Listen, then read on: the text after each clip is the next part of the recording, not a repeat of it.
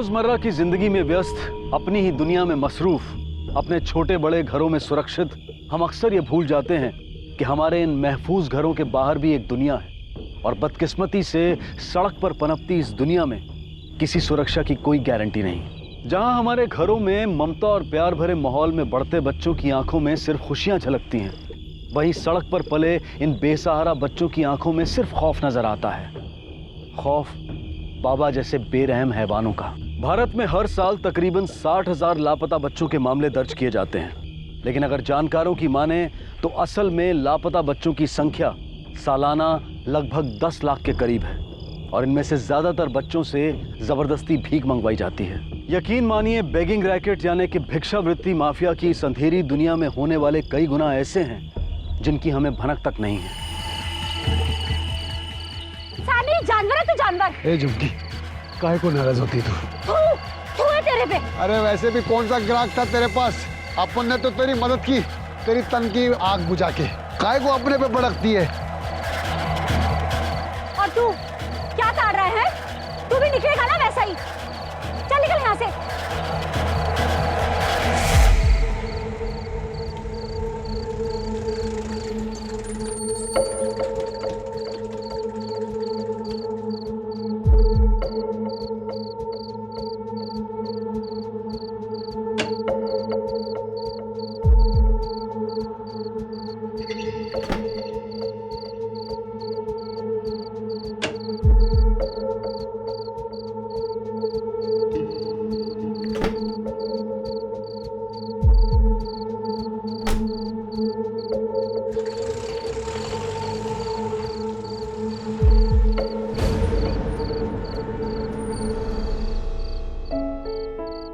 तो बच गए। इस तरह छोटी सी रोली इन बच्चों के जीवन का एक अटूट हिस्सा बन चुकी थी। सभी को उससे लगाव था, खासकर गोली को, जिसने अनजाने में एक तरह से रोली के पिता की भूमिका अपना ली थी। कड़ी धूप तले बेरहम रास्तों पर जिंदगी कितनी मुश्किल और सख्त थी, ये जानता था गोली, और वो अपनी रोली को इन्हीं हालात से दूर रखना चाहता था। लेकिन बाबा के गुस्से की वजह से नामुमकिन था और आखिर इन कठोर परिस्थितियों का उस नन्ही सी जान पर घातक असर हुआ और रोली बीमार हो गई।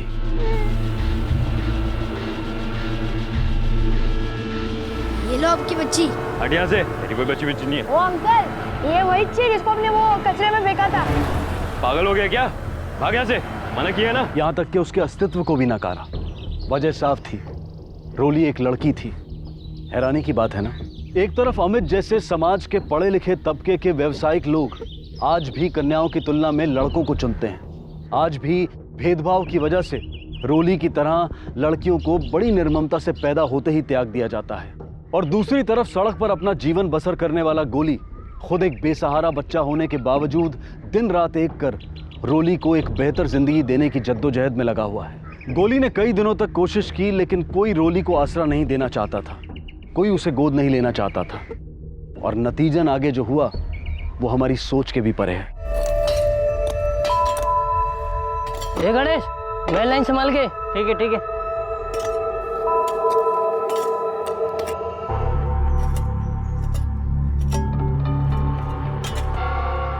रवि रवि। हाँ क्या है?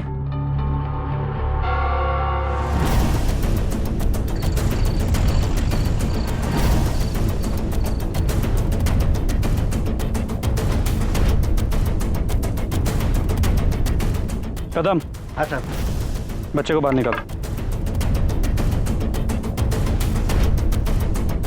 संभाल के बॉडी को पोस्टमार्टम के लिए भेज दो। और तुम लोग हमारे साथ पुलिस स्टेशन चलो, तुम्हारा बयान लेना है। मैम, बच्चे की पोस्टमार्टम रिपोर्ट पॉइजनिंग, बच्चे को जहर दिया गया था। ये बच्ची तकरीबन 6 महीने की है ना? Right ma'am. 6 महीने पहले जितने भी नवजात बच्चियों के मिसिंग केसेस है ना, उनका पता करवा। इस बच्ची की पिक्चर सर्कुलेट करो और जहां बच्ची की बॉडी पाई गई थी उसके 8 किलोमीटर रेडियस में टीम भिजवाओ। हमें ये पता लगवाना है कि ये गर्ल चाइल्ड किलिंग केस है या कुछ और, इमीडिएटली। Right ma'am.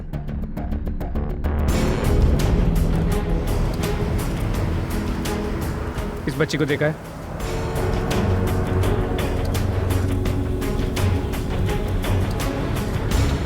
कदम। हाँ साहब, इस बच्ची को देखा है। और तू वहां क्या कर रहा था? बच्चे वहां भीख मांग रहे थे और तू खड़े खड़े देख रहा था। रोका नहीं? रोका था मैडम। रोका नहीं था, टोका था। रोका होता ना तो आज वो भीख मांगने का रैकेट खत्म हो चुका होता उस गली में, और उस बच्ची की जान शायद बच जाती। Sorry madam. सॉरी। लेकिन मैडम मुझे ऐसा लगता है कि वही लड़की है, बट मैं कंफर्म नहीं बता सकता। आई डोंट केयर, सारे डिटेल्स चाहिए मुझे। शिंदे, इसे एक एक डिटेल लो इमीडिएटली। यस मैम, चलो। सर वो लड़का भी सिग्नल के पास ही काम करता है। गोली नाम है सर उसका।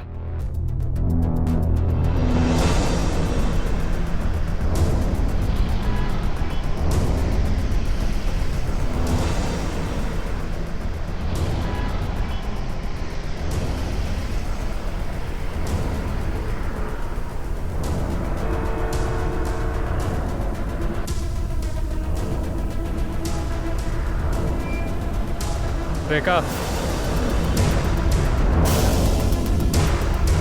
ये गोली के बारे में क्या जानती है? वो यहाँ बच्ची के साथ सिग्नल पे भीख मांगता है। मुझे कुछ नहीं पता, मैंने कुछ नहीं किया। हमने कब कहा कि तूने कुछ किया? हम बच्ची के बारे में जानना चाहते हैं, उसकी मौत के बारे में। क्या? बच्ची मर गई? पर मैंने कुछ नहीं किया, मुझे कुछ नहीं पता। मैम ये ऐसे नहीं बताएगी, इसे अंदर डालना। नहीं मैडम, मुझे सच्ची कुछ नहीं पता। वो रोली नाम की लड़की थी, बच्चों के साथ ही रहती थी, और वो गोली नाम का लड़का उसे साथ लेके घूमता था। पर बहुत दिनों से वो कोई यहाँ दिखे ही नहीं। मैंने समझा बाबा ने उनको कहीं और ही भेज दिया है। बाबा? कौन बाबा? अरे वही जो उन बच्चों से काम करवाता था, पर बहुत दिनों से वो यहाँ नजर ही नहीं आया। देख, कुछ और जानती है ना तो अच्छे से बोल दे, वरना। नहीं मैडम, सच्ची सच बताऊं तो मेरी उन बच्चों से बनती ही नहीं थी, और वो बाबा भी मुझे दूर दूर रखता था। मुझे बस इतना ही पता है। हाँ मैडम, वो देखिए, रेड साड़ी में वो झुमकी है ना, उसकी बच्चों से बहुत बनती थी, उसको पता होगा। जी मैडम जी। हम तुमसे कुछ पूछताछ करना चाह रहे हैं गोली नाम के बच्चे के बारे में, जो एक बच्ची के साथ घूमता था, जिसका नाम रोली था। मेरे को नहीं मालूम, किसी बच्ची के बारे में मैं नहीं जानती है। झूठ बोल रही तू, साफ साफ पता चल रहा है। सच बता दे हमें, क्या जानती है तू उस बच्ची के बारे में और उसकी मौत के बारे में? बता। मौत? वो मर गई, पर वो तो बिल्ली और गोली के साथ जिंदा थी। मर गई है वो तो बता, तू क्या जानती है उन बच्चों के बारे में, उस बाबा के बारे में? बता।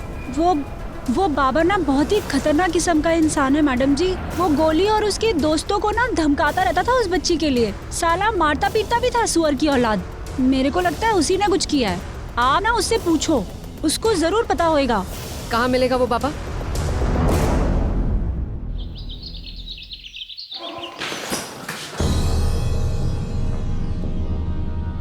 उठ।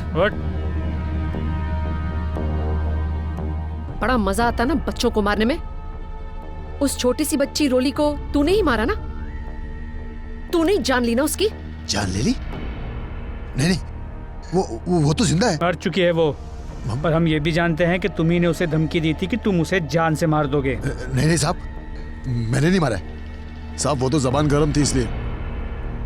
मैं कोई इस एरिया का भाई नहीं हूं, मैं तो सिर्फ धंधा करता हूं। मुझे तो आज ही पता चला कि वो मर गई है। उल्टा उसके आने से ये बच्चे एकदम निकम्मे हो गए। मैं खुद परेशान हो गया था उस बच्ची से, और इसीलिए तूने उसकी जान ले ली। नहीं साहब, मैंने उसकी जान नहीं ली है। लगता है तू ऐसे नहीं मानेगा। ए, डंडा दे मुझे। डंडे की मार खाएगा ना तो तेरा मुंह अपने आप खुलेगा। मैं कसम खाकर कहता हूँ, मैं सच बोल रहा हूँ। माँ कसम मैडम, माँ कसम, मैं सच बोल रहा हूँ मैडम। आखिरी बार मैंने उन बच्चों को तब देखा था जब मैंने उनको धमकी दी थी। मैं दूर से उन पर नजर रखा था मैडम, और मैंने बच्चों से पकड़कर पूछा भी, रोली कहाँ है? तो वो बोले पता नहीं। तो फिर मैंने सोचा कि रोली के आने के बाद अब उनकी कमाई की वाट लग गई। अच्छा ही हुआ, सर से बला टल गई। अब वो बच्चे कहाँ हैं? मैडम मैं सच कह रहा हूँ, अपन खुद ही ढूंढ रहा है उसको। मैडम ये सच है, वो निकम्मे थे, अपन को बहुत परेशान करते थे, लेकिन उनके जाने के बाद अपन को उनकी बहुत याद आई। क्लियर है कि वो ड्रामा कर रहा है। यस मैम, और लोगों का भी यही कहना है। वो बच्चों को बहरे में से मारता था, उन पे सख्त कंट्रोल रखता था, तो बच्चे उससे इतना डरते थे कि उससे भागने की सोच भी नहीं सकते थे। इसका कोई सबूत, कोई गवाह? नहीं मैम, यही तो प्रॉब्लम है, लोग उसके बारे में खुलकर बात नहीं करते, सब उससे डरते हैं। लेकिन कम से कम हमें इससे ये तो पता चला कि वो बच्चे अभी भी उसी के कंट्रोल में, क्योंकि वो उन्हें छोड़ने वालों में से नहीं है। हो सकता है इस बच्ची रोली की जान उसी ने ली हो, और ये बच्चे कुछ बोले ना, इसलिए उन्हें कहीं और शिफ्ट कर दिया। देखो, हम इसे पकड़ के तो रख नहीं सकते, हमारे पास प्रूफ ही नहीं है, तो उसे रिलीज कर दो और फिर तुम्हें पता ही क्या करना है। राइट मैम, हम उसे छोड़ देंगे और उस पर सख्त नजर रखेंगे, हो सकता है वो हमें बच्चों तक पहुंचा दे। करेक्ट, लेकिन उसके साथ साथ उस रेखा और उस झुमकी पर भी नजर रखनी। Yes ma'am.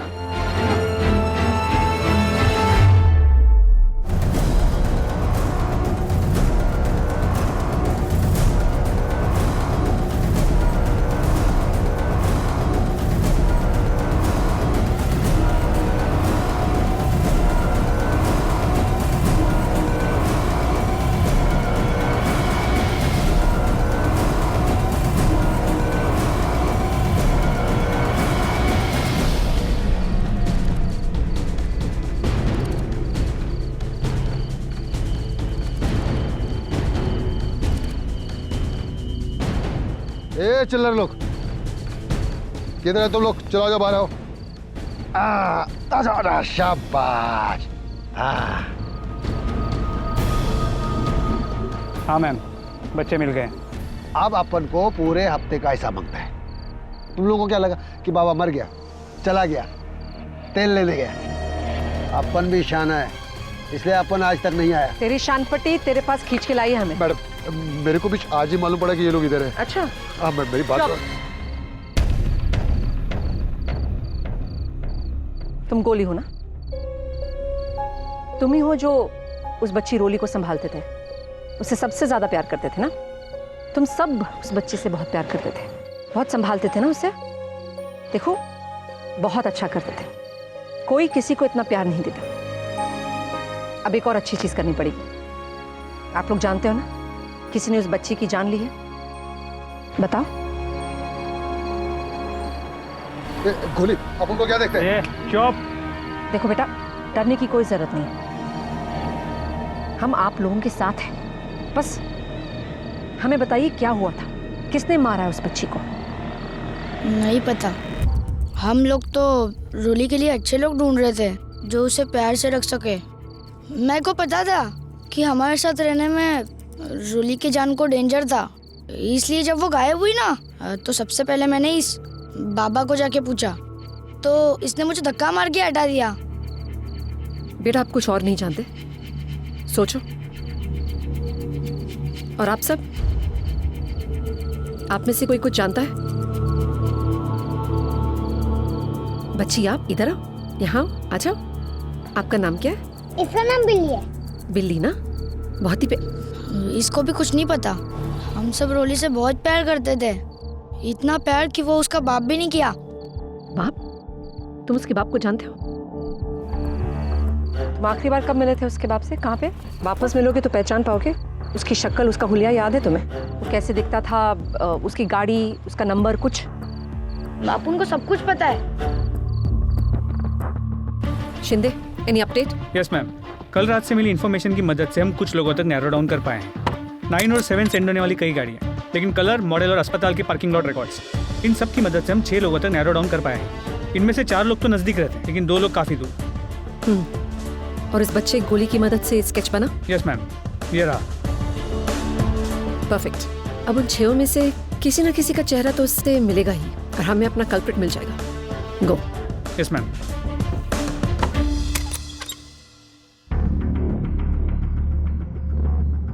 हम जानते हैं कि ये बच्चा तुम्हारा ही है, तुम दोनों का। चुटकियों में साबित कर सकते हैं इसे डीएनए टेस्ट के साथ। अब खुद ही सच बता रहे हो कि टेस्ट करवाएं? लगता नहीं सच बोलने वाली है। देखो शिंदे, टेस्ट का बंदोबस्त करो। एक सेकंड। सो हमने ही, मैं ही उसे कूड़ेदान में छोड़ाया था। छुटकारा पाना चाहते थे हम उससे, उस लड़की से। शर्म आनी चाहिए तुम लोगों को। लानत है कि आजकल के जमाने में भी तुम लोग एक लड़की की कदर नहीं जान पाए। अरे जाके देखो लड़की आजकल क्या क्या नहीं करती हैं, कहां कहां नहीं पहुंची है लड़की।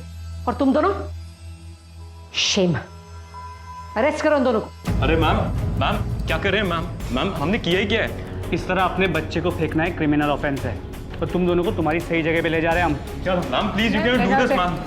Ma'am please ma'am please. 6 महीने पहले एक बच्ची मिलती है, 4 बच्चों को, और फिर हमें 1 महीने पहले बॉडी मिलती है और हमारे पास 4 सस्पेक्ट्स हैं। Ma'am rat poisoning. Correct, rat poisoning. और हमारे 4 सस्पेक्ट्स हैं अमित, बाबा, झुमकी, रेखा। इनमें से कोई तो है, लेकिन कौन झूठ बोल रहा है वो समझ में नहीं आ रहा है। मेरा शक तो इस बाबा पर ही है। रोली के आने के बाद बच्चों का ध्यान भट गया था, कमाई घटने लगी थी, इसीलिए शायद रोली को रास्ते से हटा दिया हो। शायद, लेकिन प्रूफ तो नहीं है ना। शिंदे, हम कुछ मिस कर रहे हैं। 6 months गर्ल, रैट पॉइजन, ये एक एंगल है जो हमने एक्सप्लोर नहीं किया। शिंदे काम करो, हमें जहां बॉडी मिली थी ना, वहां के आसपास के सारे केमिस्ट से पता लगवाओ। हो सकता है 1 महीने पहले किसी ने रैट पॉइजन खरीदा हो सकता है उनके पास CCTV फुटेज हो जो हमें जिसे किसी एक के साथ लिंक कर ले। मैम आपको लगता है हमें इससे कुछ मिलेगा? आई नो मुश्किल है, इट्स क्वाइट लॉन्ग शॉट, लेकिन शिंदे शायद ये हमारा आखिरी शॉट हो। सो गो। मैम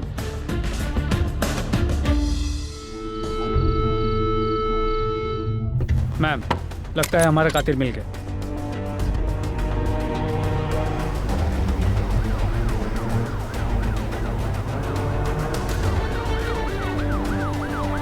आइसक्रीम खाएंगे बच्चों? चलो बच्चों उतरो जल्दी, चलो आइसक्रीम खाते हैं। चलो चलो आ जाओ जल्दी, चलो चलो चलो चलो चलो।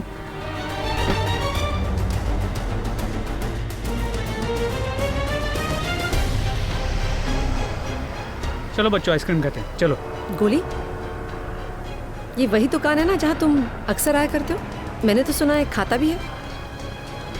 बोलो बेटा, आप हमें सच बता दोगे ना तो मैं आपको बचा सकती हूँ। गोली तुम्हें बताना पड़ेगा बेटा। चलो बच्चों।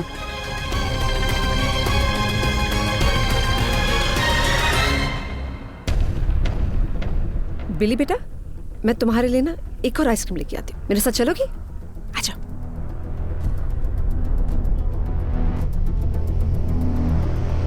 बेटा, आप मुझे एक बात सच सच बताओगे? क्या हुआ था रोली के साथ? देखो, हम पुलिस हैं, हम आपकी मदद करेंगे, लेकिन आपको मुझे सच सच बताना पड़ेगा। गोली ने ही रोली की जान ली है ना? देखो, मुझे सच बताओगी ना तो मैं मदद कर सकती हूँ, लेकिन अगर आप सच नहीं बताओगे तो गोली जेल जाएगा, सजा होगी उसे। मेरी मदद करो ना, सच बता दो मुझे। बोलो बेटा, मुझे बोलो। मैडम, उसे तकलीफ मत दीजिए, मैंने ही मारा था रोली को। क्या आप हमें बता सकते हो आपने ऐसा क्यों किया और कैसे किया ये? रात को भी वो गायब थी और सुबह देखा तो हिल भी नहीं रही थी। जो मेरे साथ हुआ, मतलब बर्बाद हो गई उसकी जिंदगी, समझा? तू बिल्ली की जिंदगी बर्बाद कर दी। वो भी वही करेगी जो मैं करती है, जो सड़क पे पलने वाली हर लड़की करती है, ये भी वही करेगी। नहीं, मैं रोली को कुछ नहीं होने देगा। कुछ नहीं होने देगा? हाँ? क्या करेगा? बचा लेगा इसको? हर लड़की के साथ वही होता है और इसके साथ भी वही होगा। कितना कोशिश किया, रोज कोशिश किया, लेकिन किसी को चाहिए ही नहीं थी वो। उसके बाप को तक नहीं पड़ी थी उसकी, इसलिए रोली को बचाने का सिर्फ एक ही रास्ता था। आप जानते हो ना, आप लोगों ने जो किया वो गलत था, बहुत गलत। बेटा, जुर्म किया आप लोगों ने, एक बच्चे की जान ली है, बहुत गलत है, बहुत गलत। कुछ गलत नहीं किया मैडम, सब सही किया है। झुमकी दीदी की तरह जीना, ये बिल्ली की तरह जीना, इससे अच्छा तो मरना है, इसलिए मार दिया रोली को।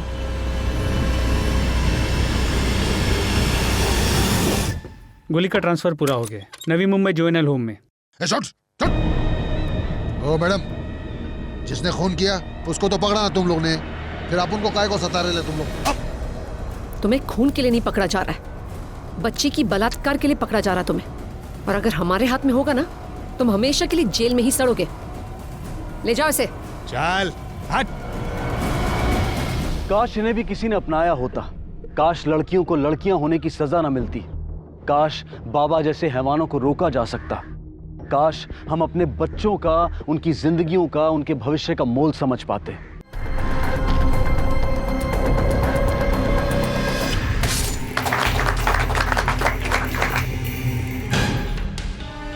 वो साहब, खून। किसके साथ अफेयर चल रहा था? मुगलाई कुक मीर के साथ, और फिर उसके कुछ महीनों बाद चाइनीज कुक बबलू के साथ। नया मालिक पगार बढ़ाएगा? नहीं बढ़ाया ना तो देखना कैसे रोटी की तरह सेक के उसको जलाती हूँ मैं। सर मैं तो लुट गया, बर्बाद हो गया। अब कौन आएगा यहाँ? अरे पल्लू खोल। मुझे लगता है ये कत्ल इन चारों के अलावा किसी और ने किया है।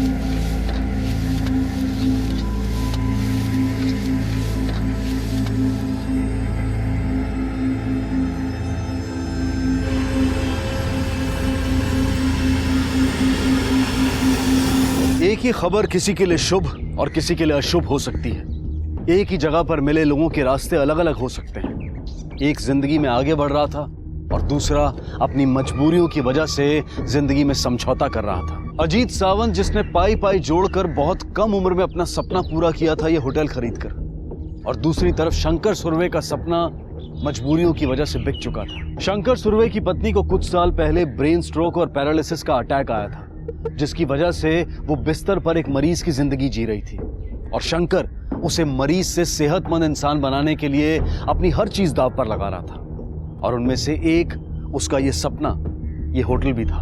अजीत बहुत उत्साहित था इस होटल से जुड़े अपने कल को लेकर, उसकी काफी उम्मीदें टिकी थी इस पर। और दूसरी तरफ शंकर खुशी और दुख दोनों जज्बात के साथ आगे बढ़ा था।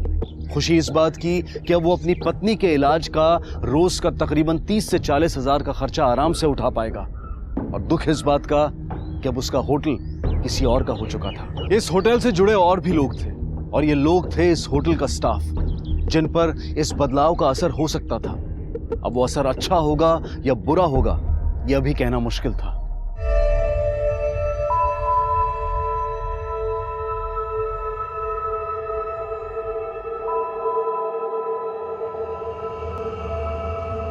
तेरे को क्या लगता है, नया मालिक पगार बढ़ाएगा? क्यों नहीं बढ़ाएगा? बढ़ाना पड़ेगा उसको।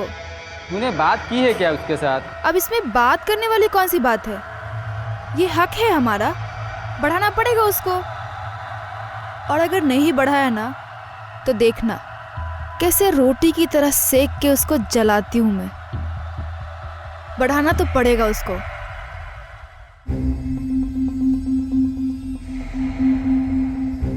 मुबारक हो अजीत जी, अब ये होटल आपका हो गया।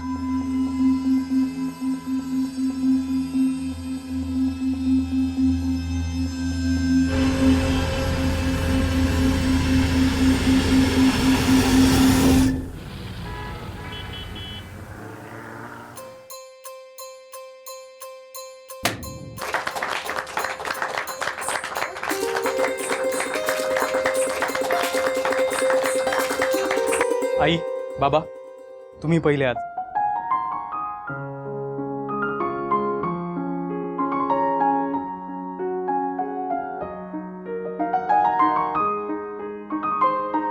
आई, बाबा, कसं वाटतंय? अरे बहुत बढ़िया यार, एकदम चकाचक.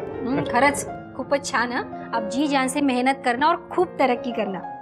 यस. सुखी रहा. गुरुजी, पूजा कहाँ करेंगे? पूरब की ओर पूजा करेंगे. तयारीला मदत करा रे.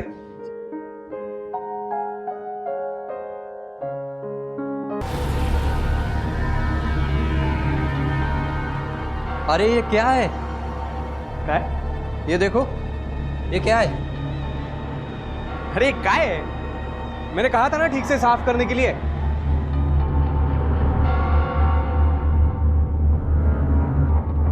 ये तो खून है. ओ साहब, खून.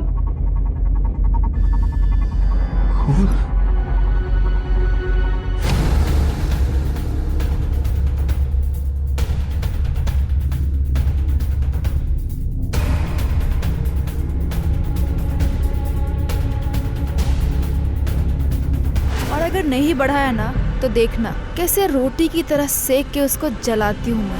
हमारे समाज में आज भी किसी भी नए काम की शुरुआत ईश्वर की आराधना, उनके निमंत्रण और आशीर्वाद के बिना नहीं की जाती. होटल के रसोई घर में एक औरत की लाश मिली थी जिसे देखकर ही बताया जा सकता था कि किसी ने बड़ी बेरहमी से उसका कत्ल कर दिया था.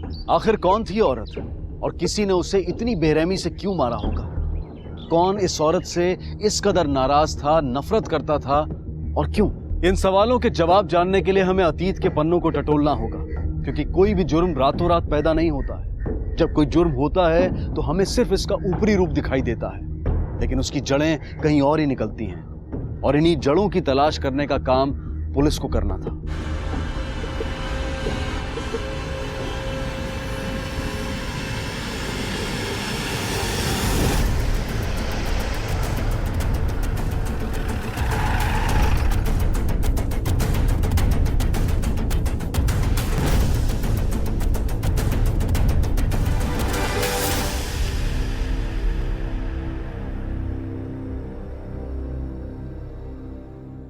देखिए ना साहब, कितना अनर्थ हुआ. आज ही पूजा थी और वो औरत जिसका मर्डर हुआ है वो यहीं रहती थी? नहीं सर, रात को होटल स्टाफ में से कोई नहीं रुकता यहाँ. ये शीला यहाँ पे कैसे रुकी थी मालूम नहीं. 2 दिन हुए होटल लेके, पूरी तरह चार्ज भी नहीं लिया अभी. और उस औरत का नाम याद है तुम्हें? सर एक्चुअली 2 दिन पहले मेरी उससे बात हुई थी, तब उसी ने अपना नाम बताया था. साहब, मेरा नाम शीला है साहब. इस होटल में रोटी बनाने का काम करती हूँ साहब. आप नए नए हैं इसलिए पहले से बोल रही हूँ साहब कि हम सबका पगार 10% बढ़ा के देना पड़ेगा. बाद में पगार को लेके मचमच ना हो, इसलिए अभी से बोल रही हूँ साहब. सर मैं तो लुट गया, बर्बाद हो गया. अब कौन आएगा यहाँ? पाई पाई जोड़ के मैंने यह होटल खरीदा. होटल में सीसीटीवी कैमरा नहीं है? नहीं सर. इस होटल की कितनी चाबियां तुम्हारे पास है? सर टोटल 4 चाबियां है. 3 चाबियां मुझे इस होटल के पहले ओनर शंकर जी ने दी थी और 1 चाबी नाइट ड्यूटी वॉचमैन के पास रहती है. होटल का स्टाफ वो कहाँ रहता है? साहब, दोनों हेड शेफ और शीला को छोड़कर हम सभी लोग स्टाफ क्वार्टर में ही रहते हैं. ये स्टाफ क्वार्टर किधर है? वो पीछे है ना. वो तो एकदम बिंदास थी सर. नागपुर से अकेले आई थी और बिंदास होना भी पड़ता है ना साहब, वरना उसको इधर कौन जीने देता. मतलब होटल लाइन है साहब, ज्यादातर स्टाफ लोग मर्द ही होते हैं. आप समझ गए ना साहब. उसका हर किसी से कभी ना कभी झगड़ा हुआ था. वो कब से यहाँ काम कर रही थी? ये कोई 2 साल हुआ होगा साहब. इधर रोटी चपाती के लिए कोई था ही नहीं, तभी एक दिन वो खुद से चल के आई. उसके आने के बाद कुछ गड़बड़ हुई थी? गड़बड़ तो होनी थी साहब. इतने मर्दों के बीच में अकेली औरत के आने से जो हो सकता था वही हुआ. क्या गड़बड़ हुई थी? साहब, उसको अपने झांसे में लेने के लिए हर कोई इसकी बात मानता था. शीला, ये ले तेरा पार्सल, तेरे बच्चे के लिए. बहुत पसंद है ना उसे? अरे लव यू रे. अरे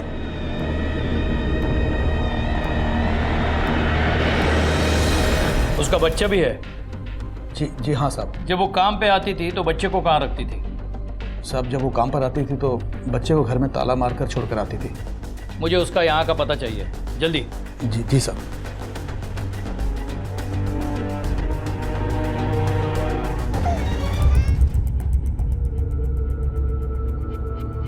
अच्छा, यहाँ रखते हो तुम होटल की चाबी? साहब वैसे जब मैं सुबह ड्यूटी पे आता हूँ तो पांडे मुझे चाबी दे देता है, पर जब कभी उसे जल्दी जाने को होता है तो वो यहीं चाबी रख देता है। किसी को मालूम नहीं है साहब, हम लोग यहाँ चाबी रखते हैं। पांडे मतलब वो नाइट शिफ्ट का वॉचमैन? हाँ साहब। पूरा नाम क्या है पांडे का? दयाशंकर पांडे। कहाँ मिलेगा ये पांडे? साहब वो सुबह की ट्रेन से गाँव बिहार चला गया।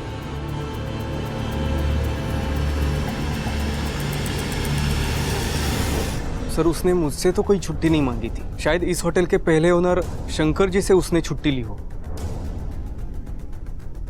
होटल तुम्हारा है और छुट्टी पुराने मालिक से मांगता है। पूरा नाम क्या है पुराने मालिक का? शंकर सुरवे सर, मैं उस होटल का पुराने मालिक हो? जी। फिर भी नए मालिक के पूजा में नहीं गए, क्यों? बुलाया नहीं था क्या? बुलाया था सर, लेकिन मेरी बीवी पिछले 3 दिनों से अस्पताल में थी, इसलिए नहीं जा पाया। इस साल उसे 4थी बार एडमिट कराया है। सर मेरी बीवी की तबीयत की वजह से मैं पिछले कई महीनों से अपने होटल की तरफ ठीक से देख भी नहीं पा रहा हूँ। ये शीला और तुम्हारे होटल स्टाफ के बीच में कुछ गड़बड़ चल रही थी क्या? सर अकेली औरत थी, उसे सहारे की ज़रूरत थी। इस ज़रूरत ने उसको मतलब किसके साथ अफेयर चल रहा था? पहले तो वो मुगलाई कुक मीर के साथ, और फिर उसके कुछ महीनों बाद चाइनीज कुक बबलू के साथ। इस वजह से दोनों में कभी झगड़ा नहीं हुआ? हाँ हुआ था ना, लेकिन मैंने वो झगड़ा बहुत जल्दी सॉल्व कर दिया था। लेकिन कभी ऐसा नहीं सोचा था कि ये बात मर्डर तक पहुंच जाएगी। तुम्हें लगता है कि शीला का मर्डर इन दोनों में से किसी ने किया है? अरे नहीं साहब, मैं ऐसा क्यों सोचूंगा, दोनों अच्छे हैं। ठीक है मिस्टर सुरवे, अभी तो आप जा सकते हैं, लेकिन अगर जरूरत पड़ी तो वापस बुला लेंगे। जी सर, मैंने शीला के पड़ोसियों से बात की। उनके कहने के मुताबिक शीला कुछ 2 साल पहले ही उस बस्ती में रहने के लिए आई थी, नागपुर के किसी आसपास के गांव से। वो कौन थी, उसका पति कौन था, इसके बारे में ज्यादा जानकारी नहीं मिल पाई, क्योंकि वो किसी से ज्यादा बात ही नहीं करती थी। और वो night watchman Dayashankar Pandey? Sir Dayashankar का मोबाइल लोकेशन ट्रेस हो गया। जिस वक्त मर्डर हुआ उस वक्त वो होटल के आसपास ही था, और फिर 4 बजे उसका मोबाइल लोकेशन दादर दिखाई दिया, और फिर 6 बजे पनवेल। रेलवे के रिकॉर्ड के मुताबिक वास्को पटना ट्रेन में उसका टिकट बुक था। जिस दिन शीला का मर्डर हुआ था उसी दिन वो गांव चला गया। कुछ न कुछ तो कनेक्शन है। सर बिल्कुल हो सकता है, क्योंकि शीला ने लगभग 10 महीने पहले इसी पुलिस स्टेशन में दयाशंकर के खिलाफ एक केस दर्ज की थी कि दयाशंकर ने उसे मॉलेस्ट करने की कोशिश की। इसका मतलब कुछ नहीं, काफी कुछ था। राणे, अपनी एक टीम बिहार भेजो और वो दयाशंकर पांडे का पार्सल ले आओ, और उन 2 हेड शेफ्स के बारे में होटल स्टाफ से बात करो। देखते हैं शीला और 2 शेफ्स में क्या पक रहा था। Okay sir.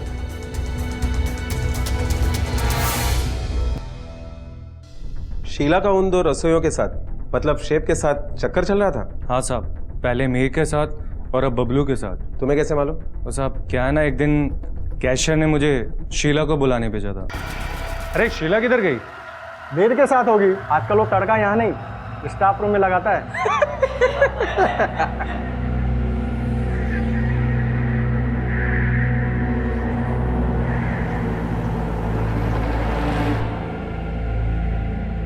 अरे तू इधर है, वो कैशियर तेरे को बुला रहे हैं। एक कस्टमर ने बहुत तमाशा किया रोटी को लेके, चल।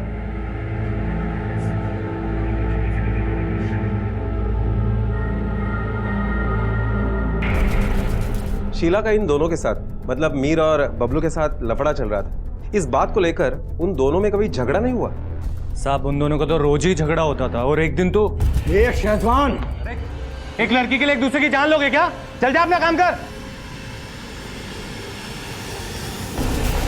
फिर साहब शीला को पता चला कि मीर शादीशुदा है। उसने मीर को घास तक नहीं डाली, और तभी उसका लफड़ा बबलू से शुरू हो गया। तभी साहब मीर बहुत सुलगा था।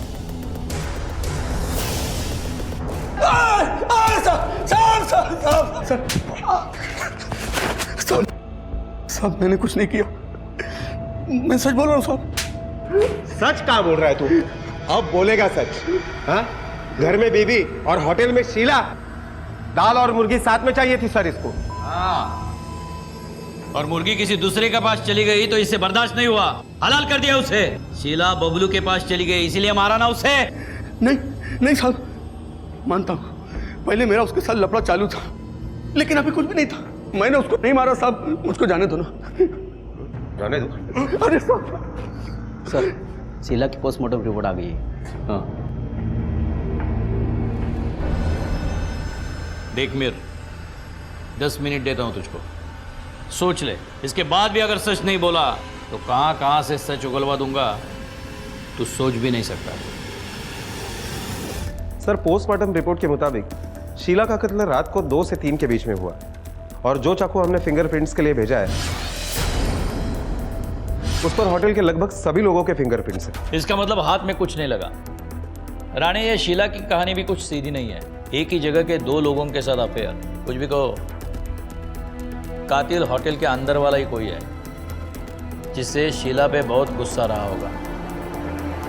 पहले उस मीर से निपटते हैं।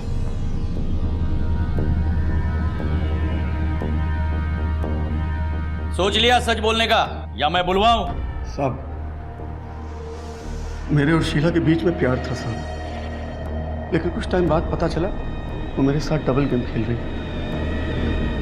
उसका बबलू के साथ भी लफड़ा चालू था साहब। फिर एक दिन मैं उससे जाकर डायरेक्ट पूछ लिया, शीला सुन, ए शीला, अरे बात सुना, ए शीला, भेड़ा समझी क्या मेरे को? है? मेरे को सब पता चल गया है। तेरा वो शेजवान बबलू के साथ जो लफड़ा चल रहा है ना, उसे बंद कर दे। देख, प्यार करता हूँ तेरे से, इसलिए समझा रहा हूँ तेरे को। मुझे मत सिखा तू। हाँ, रुक। क्या रुक? ये देख, तू अपनी बीवी को धोखा देके मेरे साथ ओवर टाइम कर रहा है। मेरे को झूठ बोला तू, मेरे को सब पता चल गया है। हाँ, अब मैं तेरे झांसी में नहीं आने वाली। चल निकल यहाँ से। हाँ, हुई है शादी, बहुत शानी बन रही है ना, बहुत हुआ तेरा। मैं मेरी औकात पे आ गया ना तो तुझे दिखाऊंगा।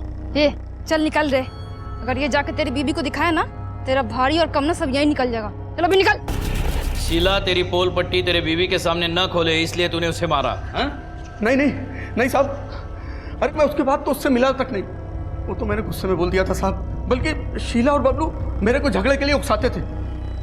शीला पे मेरे को गुस्सा था और बबलू मेरी खोपड़ी में जाता था, लेकिन उसके बाद भी मैंने उनके साथ झगड़ा नहीं किया साहब। साहब, मैं होटल के पास ही रहता हूँ, शीला के साथ मेरा कोई सीन नहीं है साहब। मैं सच बोल रहा हूँ, वो तो मीर के साथ, मतलब मीर मेरे को फंसाने के लिए झूठ बोल रहा है।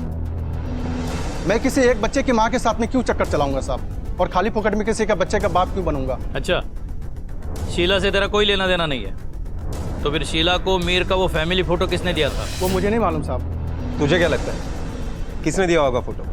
कुछ पता है तुझे? क्योंकि हमें ये पता है कि तू शीला के कितने करीब था। अब प्यार से बताएगा या मार खा के बताएगा? शायद दयाशंकर भी हो सकता है साहब, क्योंकि मैंने उसको एक बार फोन में शीला के बारे में बात करते हुए सुना था। बोला ना आपको, अब की बार नहीं बच पाएगी वो। अरे बहुत जबरदस्त सेटिंग किया हुआ है। हाँ, टेंशन मत लो आप, ठीक है? मैं आपको बाद में फोन करता हूँ। हाँ ठीक है।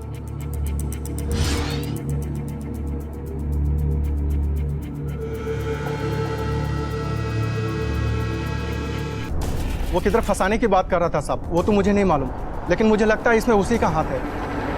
अरे वो दयाशंकर, वो भी मजे करना चाहता था उसके साथ, और साहब वो हमारा कैशियर, वो भी शीला को सपोर्ट करता था। साहब, शीला अच्छी औरत नहीं थी साहब, ये सब मुझे बहुत बाद में पता चला। अच्छा, वो अच्छी औरत नहीं थी और तो अच्छा आदमी है। तेरे को क्या लगता है ये कहानियां सुनाकर तू हमारा ध्यान तेरे ऊपर से किसी और पे डालेगा? देख, सच बता दे, तूने शीला को क्यों मारा? जब तक तू सच नहीं बोलता तो यहां से हिल भी नहीं पाएगा, समझे?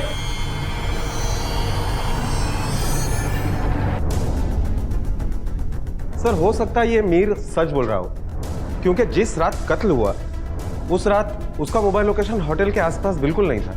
या फिर ये भी हो सकता है कि उसने मोबाइल घर पे ही छोड़ा हो। बाकी लोगों की मोबाइल लोकेशन चेक की तुमने? Yes sir, Ajit Sawant. कत्ल की रात अजीत सावंत का मोबाइल लोकेशन होटल के बिल्कुल करीब था, 12:30 से लेकर 3:30 बजे तक। सर ये होटल सपना है मेरा। ऐसे ही गया था देखने के लिए। दूसरे दिन मुहूर्त था तो बचे हुए काम की लिस्ट बनानी थी।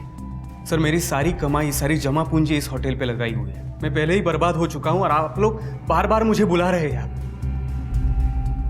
सर मैं सब पहले ही बता चुका हूं।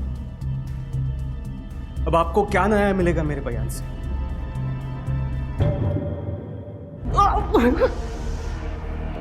कोई फायदा नहीं उठाया साहब मैंने उसका, मां कसम सही बोल रहा हूँ साहब। सच बोल रहा है तो शीला ने तेरे खिलाफ कंप्लेंट क्यों की थी?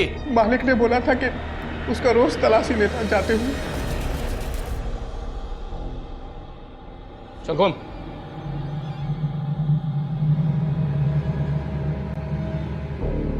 पल्लू खोल। पागल हो गया है तू? पैसा ब्लाउज के अंदर छुपाया ना तूने? तेरा दिमाग खराब हो गया। चल जा यहाँ से। सही से प्यार से बोल रहा हूँ तुझे। पल्लू खोल। अरे पल्लू खोल।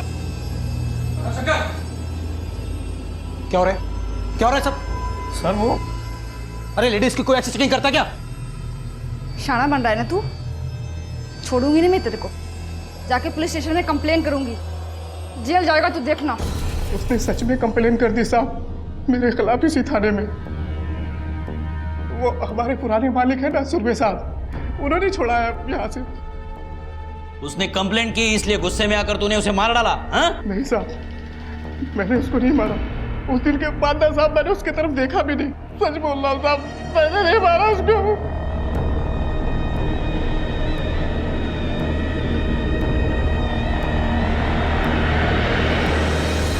सर, दयाशंकर सच बोल रहा है। मैंने बिहार पुलिस से पता लगाया, इसके घर में सच में बच्चे का नामकरण था और इसलिए वो गांव गया था।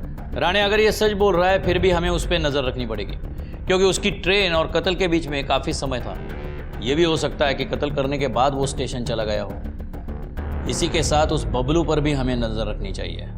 एक कहावत है कि मार के बाद सिर्फ पुकार बचती है, और पुकार से वो इंसान कभी लौटकर नहीं आ सकता जो जा चुका है। शीला कभी वापस नहीं आने वाली थी। उसका नन्हा सा बेटा इस बात से अनजान था कि उसकी माँ अब कभी नहीं लौटेगी। वो इतनी कम उम्र का है कि शायद उसे मौत शब्द का मतलब भी नहीं पता होगा। शीला के कत्ल के केस में पुलिस ने पहले होटल के रसोइये से और फिर वॉचमैन दयाशंकर से पूछताछ की। कुछ परतें जरूर खुली, लेकिन अब तक कोई सिरा हाथ नहीं लगा था। अजीत और बबलू भी संदिग्ध थे, लेकिन इनमें से कौन था शीला का कातिल, या फिर कोई और भी था जिसकी तरफ पुलिस ने अभी अपना रुख नहीं किया था। पर एक अकेली औरत की किसी से ऐसी क्या दुश्मनी थी कि उसकी जान ही ले ली गई। पुलिस की कार्रवाई में हर इंसान के कई चेहरे, कई चरित्र नजर आ रहे थे। हर एक के चेहरे पर एक मुखौटा चढ़ा हुआ था, और पुलिस ने अब हर एक के चेहरे से उस मुखौटे को उतार कर फेंकने की ठान ली। पुलिस की फेहरिस्त में कुछ और नाम भी जुड़े, और जिनका सच कुछ और ही साबित होने वाला था। तूने कहा था कि तू होटल के पास ही रहता है, लेकिन तेरे घर का मोबाइल टावर और होटल का मोबाइल टावर अलग अलग है। मतलब उस रात तू होटल की तरफ गया था। अब सच बता, इतनी रात को क्या करने गया था तू वहां? कुछ नहीं साहब, कुछ नहीं साहब। साहब सच बोल रहा हूँ, सच बोल रहा हूँ साहब। मेरा और शीला का प्लान था। पक गया हूं मैं दूसरे के पास में काम करते करते। तू टेंशन काहे को ले रहा है? मैं है ना। अच्छा बोल, तुझे ये चाइनीज दुकान खोलने के लिए कितना पैसे चाहिए? पिछली बार खोला था, कुछ 90,000 के आसपास लगा था। तो ठीक है, तू जा तैयारी कर दुकान खोलने की, मैं देती तेरे को पैसा। 9,000 नहीं, 90,000 बोला हूँ। कहाँ से लेके आएगी तू इतने पैसे? मैं बोल रही है ना कि मैं लेके आएगी। और वैसे भी हम दोनों ना ये दूसरों की नौकरी नहीं करेंगे। तू एक काम कर, तू ना आज रात 2 बजे होटल के बाहर मिल मुझे, मैं ला के देती है तेरे को पैसे। उधर गया तो मैं नए मालिक की गाड़ी देखा, वो खुद में ही कुछ बड़बड़ा रहे थे। फिर मेरे को याद आया, शीला तो मेरे घर पे भी आ सकती है। मेरे को डर था कि वो नया मालिक कहीं मेरे को देखेगा तो क्या बोलेगा। फिर मैं घर पे चला गया। पिछली बार भी तूने सच बोल रहा हूँ कह के झूठ ही बोला था। अब इस बार कैसे यकीन करूँ कि तू सच बोल रहा है? साहब इस बार सच बोल रहा हूँ। मैं डर गया था साहब, यकीन करो मेरा। मैंने कुछ नहीं किया साहब, आप मुझे जाने दो।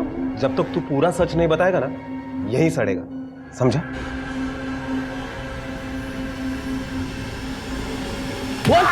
बोल सर, अभी तक तो लग रहा है कि हर किसी आदमी के पास शीला को मारने का मोटिव है। मीर एक चोट खाया हुआ आशिक, दयाशंकर माने या ना माने, लेकिन वो भी तो शीला का फायदा उठाना चाहता था। और ये बबलू, वो तो हर तरफ से शीला का फायदा उठा रहा था। अगर वो नहीं मरती तो इसका पैसे का लालच बना ही रहता था। इसलिए सर, हम इनमें से किसी को नहीं छोड़ सकते। राणे, ये नंबर लो और इसकी डिटेल्स निकालो और अजीत सावंत को बुलाओ, क्योंकि उसकी वजह विश्वास करने लायक नहीं है कि आधी रात को वो वहां बैठकर हिसाब लगा रहा था। Okay sir. बताता हूँ, सब सच बताता हूँ। उस रात मैं वहां गया था। Cheers! रचना, मेरे सपनों का सेलिब्रेशन मेरे इस नए होटल के सामने बैठ के करते हैं।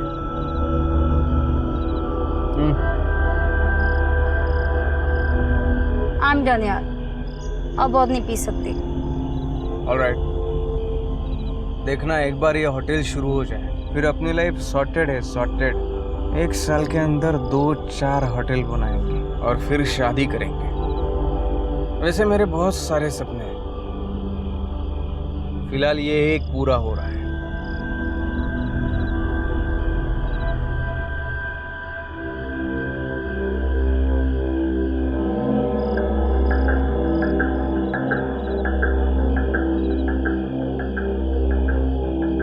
साढ़े 4 हो गए। अजीत, अजीत, उठो, सुबह होने वाली है। हमें पूजा के लिए भी वापस आना है। चलो, लेट हो रहा है। उसके बाद मैं वहां से निकल गया। मैं सच कह रहा हूं साहब।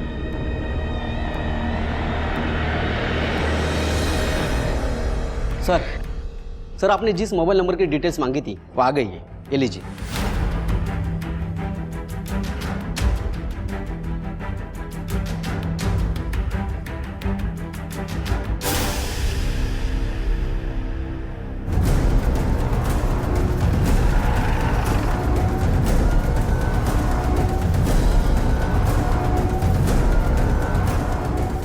सर, क्या ढूंढ रहे हैं आप?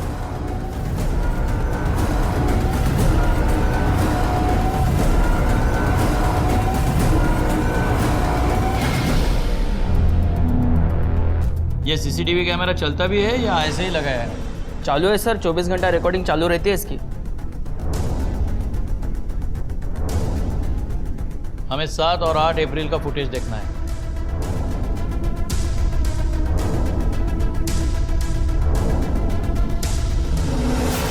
पॉज करना, जूम करो जरा, बस प्ले करना भी।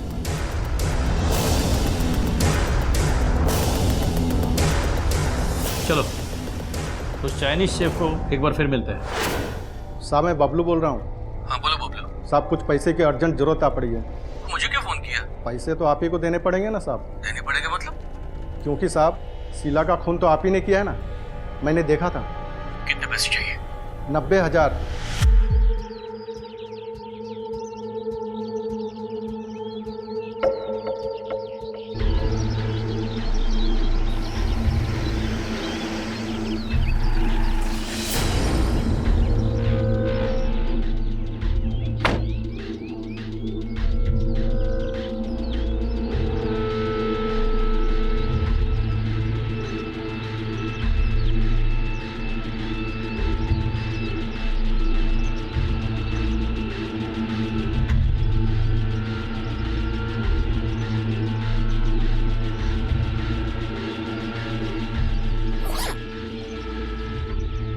इसमें पूरे 90,000 है। लो और निकल ले यहाँ से, और दोबारा मुझे फोन मत करना। शंकर सुरवे,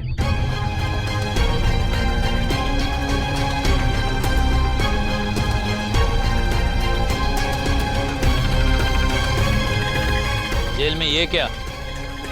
और कोई तुम्हें फोन नहीं कर पाएगा। तेरी बीवी हॉस्पिटल में थी, तेरी बहन ने कितनी बार तुझे फोन किया, लेकिन तुम फोन बंद करके आराम से सो रहे थे। बाद में 1:45 को तुम घर से निकले। अब आगे तुम बताओ। हाँ सर, मैं निकला था, लेकिन हॉस्पिटल जाने के लिए, और फिर फोन पे बातें करते करते। हॉस्पिटल तुम्हारे घर से राइट पे था, तुम लेफ्ट को मुड़े थे। लेफ्ट को तुम्हारा होटल है। नहीं सर, मैंने राइट को ही टर्न मारा। अगर तुम राइट को टर्न करते तो तुम रॉन्ग नहीं होते। ऐसे नहीं मानोगे तुम। रिका में इसे जरा इसकी फिल्म दिखाओ। देखो,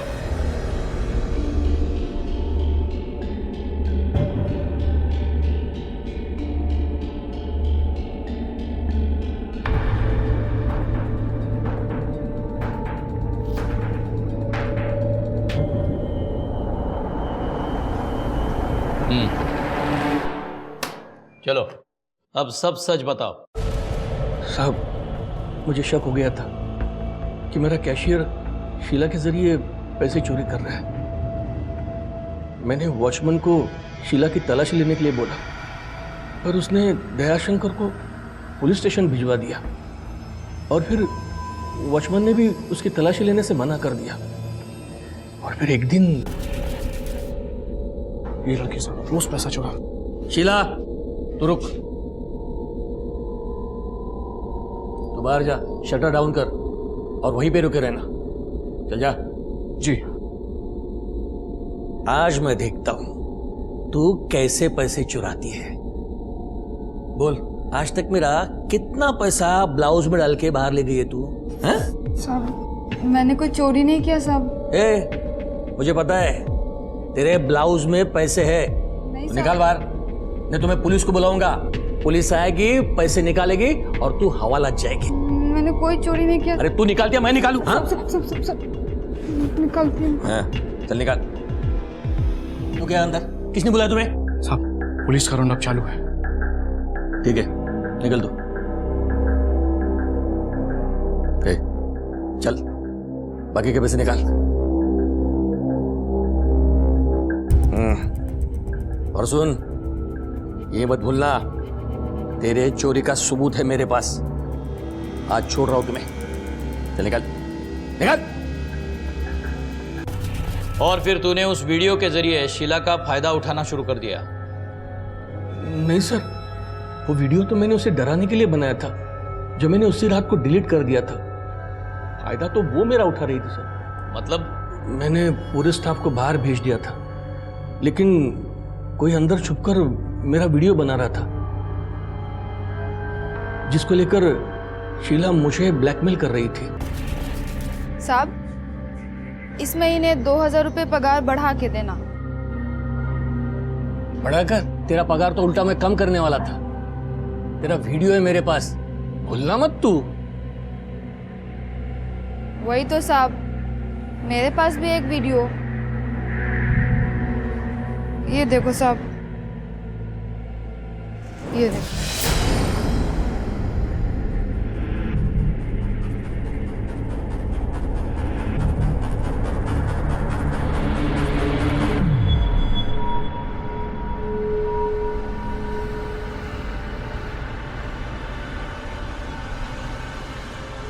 अब बराबर समझ में आया ना साहब, पगार बढ़ाने का। नहीं तो ये वीडियो है ना, आपकी पत्नी को अस्पताल में जाके दिखा दूंगी मैं। उसके बाद उसको इलाज की जरूरत ही नहीं पड़ेगी, है ना साहब? उसके बाद तो शीला हर दिन कोई नई फरमाइश लेके आती। मैंने उसकी सारी फरमाइशें पूरी की सर, पर एक दिन तो उसने हाथ ही कर दी। मुझसे 2 लाख मांगने लगे। 2 लाख? पागल हो गए क्या? अरे कहां से लाऊंगा मैं 2 लाख? अरे साहब, एकदम सिंपल है। होटल बेच रहे हैं ना आप, तो पैसे आएंगे, इसमें से दे देना। होटल में तुम्हारे लिए नहीं, अपने बीबी के इलाज के लिए बेच रहा हूँ। तो आप पैसे नहीं देंगे तो ठीक है, तो वो वीडियो जो है ना साहब, जाके आपके बीवी को दिखा देती हूँ। उसके बाद तो आपको होटल भी बेचने की कोई जरूरत नहीं होगी, क्योंकि उसके बाद आपकी बीवी सीधे भगवान के पास जाएगी। अच्छा आइडिया है ना साहब? पैसे तो आपको देने ही पड़ेंगे। होटल बिक चुका था। अगले दिन अजीत टेक ओवर करने वाला था। मुझे पता था ये औरत मुझे ऐसे नहीं छोड़ेगी। मैंने उसे होटल बुला लिया। दयाशंकर छुट्टी पे था, इसलिए उस दिन रात को कोई होटल में नहीं था। अंदर जाने के लिए चाबी कहाँ से मिली? मेरे पास होटल के पिछले दरवाजे की डुप्लीकेट चाबी थी। मैं होटल पहुंचा, वो वही खड़ी थी। मैं उसे लेकर अंदर चला गया। सब पैसे लाए? पैसे किचन में रखे। होटल तो आपने बेच दिया है, तो पैसे किचन में कैसे? मैंने छुपा के रखे। मैं अभी लेकर आता हूँ। बहुत सियाने हो साहब आप, जल्दी आना।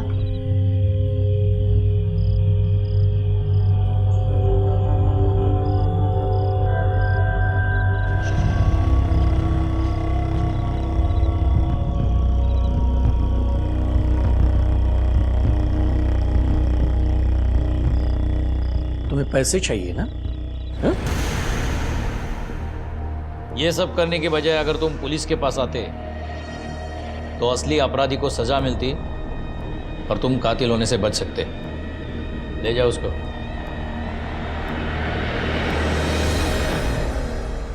द्वेष, ईर्ष्या, प्यार, घृणा, ये ऐसे भाव हैं जो हर इंसान में पाए जाते हैं। अवसरवाद भी ऐसा एक भाव है और उसकी गिरफ्त में आना बहुत आसान है, क्योंकि ये हमें मौका देता है आगे बढ़ने का। अवसरवादी होना कोई बुरी बात नहीं है, लेकिन उसकी भी अपनी कुछ सीमाएं होती हैं, कुछ उसूल होते हैं। किसी को गिराकर, किसी की मजबूरी का फायदा उठाकर इंसान कभी आगे नहीं बढ़ सकता। शीला एक गरीब और अकेली औरत थी और हर आदमी को ऐसा लगता था कि वो एक लावारिस वस्तु की तरह उसकी हो सकती है। वहीं दूसरी तरफ शीला ने भी अपने इस अकेलेपन और औरत होने का गलत फायदा उठाना चाहा और इसी अवसरवाद ने उसकी जान ले ली और उसके मासूम बेटे को अनाथ आश्रम पहुंचा दिया। शंकर ने गलती की, एक गलत तरीके से अपने होटल में होने वाली चोरी को रोकने की। अगर उसे शीला की सच्चाई पता थी तो वो उसे नौकरी से निकाल सकता था, चोरी के इल्जाम में उसे पुलिस के हवाले कर सकता था। पर नौबत यहां तक आ गई कि शीला शंकर को ब्लैकमेल करने लगी। अगर शंकर तब भी पुलिस की मदद लेता तो भी वो खूनी बनने से बच सकता था और उसकी पत्नी, जिसे इलाज के पैसों के साथ साथ अपने पति के साथ की भी जरूरत थी, वो उसके साथ से महरूम होने से बच जाती। शंकर सुरवे को शीला के कत्ल के लिए आईपीसी की धारा 302 के तहत हत्या के लिए और धारा 201 के तहत उम्र कैद की सजा सुनाई गई। शीला के बेटे को अनाथ आश्रम भेज दिया गया। अजीत अपना होटल चलाने में व्यस्त हो गया और मीर, बबलू और कैशियर जैसे लोग अपने अवसरवादी होने पर जरा भी शर्मिंदा नहीं हुए। बबूल का पेड़ लगाकर यह उम्मीद करना कि उसमें फूल उगेंगे, ये किसी पागलपन से कम नहीं है। इंसान को अपने आप को ऐसे पागलपन से, ऐसे वहम से दूर रखना चाहिए। नाजायज शुरुआत का अंत कभी जायज नहीं हो सकता और ना ही शंकर की तरह मुश्किल को चुपके से सुलझाने की कोशिश करनी चाहिए। खराब परिस्थिति, खराब लोग, खराब वाकये, इनमें फर्क करना हमें आना चाहिए कि क्या हमारा निजी मामला है और क्या चीज उस निजी मामले को कानून की हद में ले जा सकती है।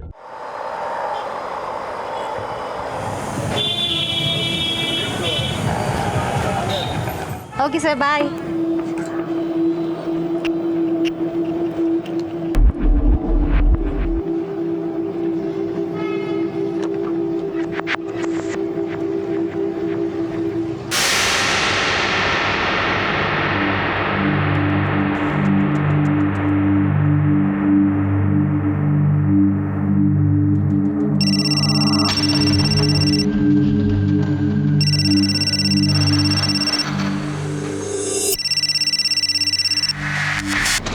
हेलो, हाँ मम्मी। अरे हाँ हाँ, तेरे नेटवर्क ही नहीं मिल रहा था। कहाँ है तू? निकली की नहीं? हाँ हाँ, मैं निकल चुकी हूँ, बस थोड़ी देर में पहुँच जाऊंगी। अरे मैंने तेरे लिए छोले बना के रखे हैं। अरे वाह, छोले! तब तो मैं यूँ आई। हाँ हाँ हाँ, मुझे पता है। छोले का नाम सुनते ही तेरे मुंह में पानी आ गया होगा। अरे सुन, आते समय 1 लीटर दूध और 1 बटर का पैकेट लेके आना।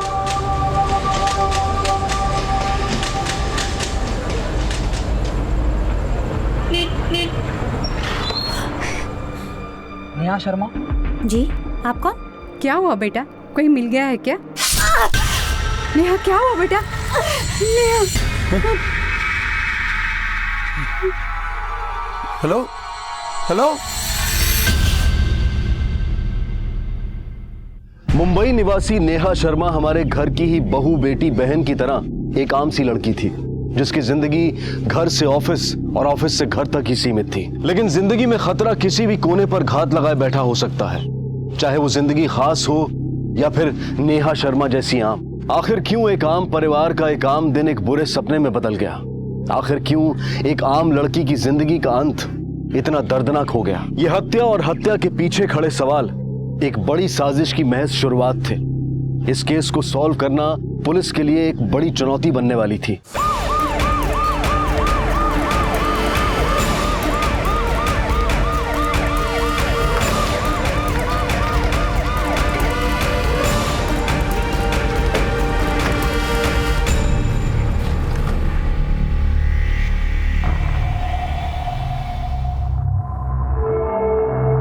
सिर के चाकू से मल्टीपल स्टैबिंग की गई है। और सर ये वही लड़की है जिसके बारे में बूढ़ी औरत ने फोन पे बताया था। नेहा शर्मा, सेक्टर 3। ये तो यहीं का एड्रेस है। एक काम करो, बॉडी को पोस्टमार्टम के लिए भेजो, हम इसके फैमिली से मिलते हैं। ये पता नहीं कहाँ रह गई नेहा। मैंने कितनी बार कहा है फोन को चार्ज कर लिया करो। मैं एक काम करता हूँ, मैं रास्ते में देख के आता हूँ, शायद दूध देने में देरी हो गई होगी। पर फोन पर तो ये वो ठीक है। मैं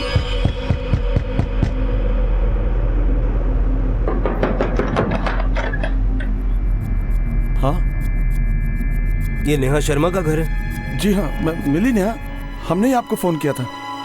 नेहा जिंदा नहीं मिली। बॉडी के पास से हमें ये मोबाइल फोन और आईडी कार्ड मिले हैं। ये क्या कर रहे हैं आप? नहीं, ये नहीं हो सकता। हमें उसकी बॉडी प्लेजेंट पार्क के बैक रूट पे मिली।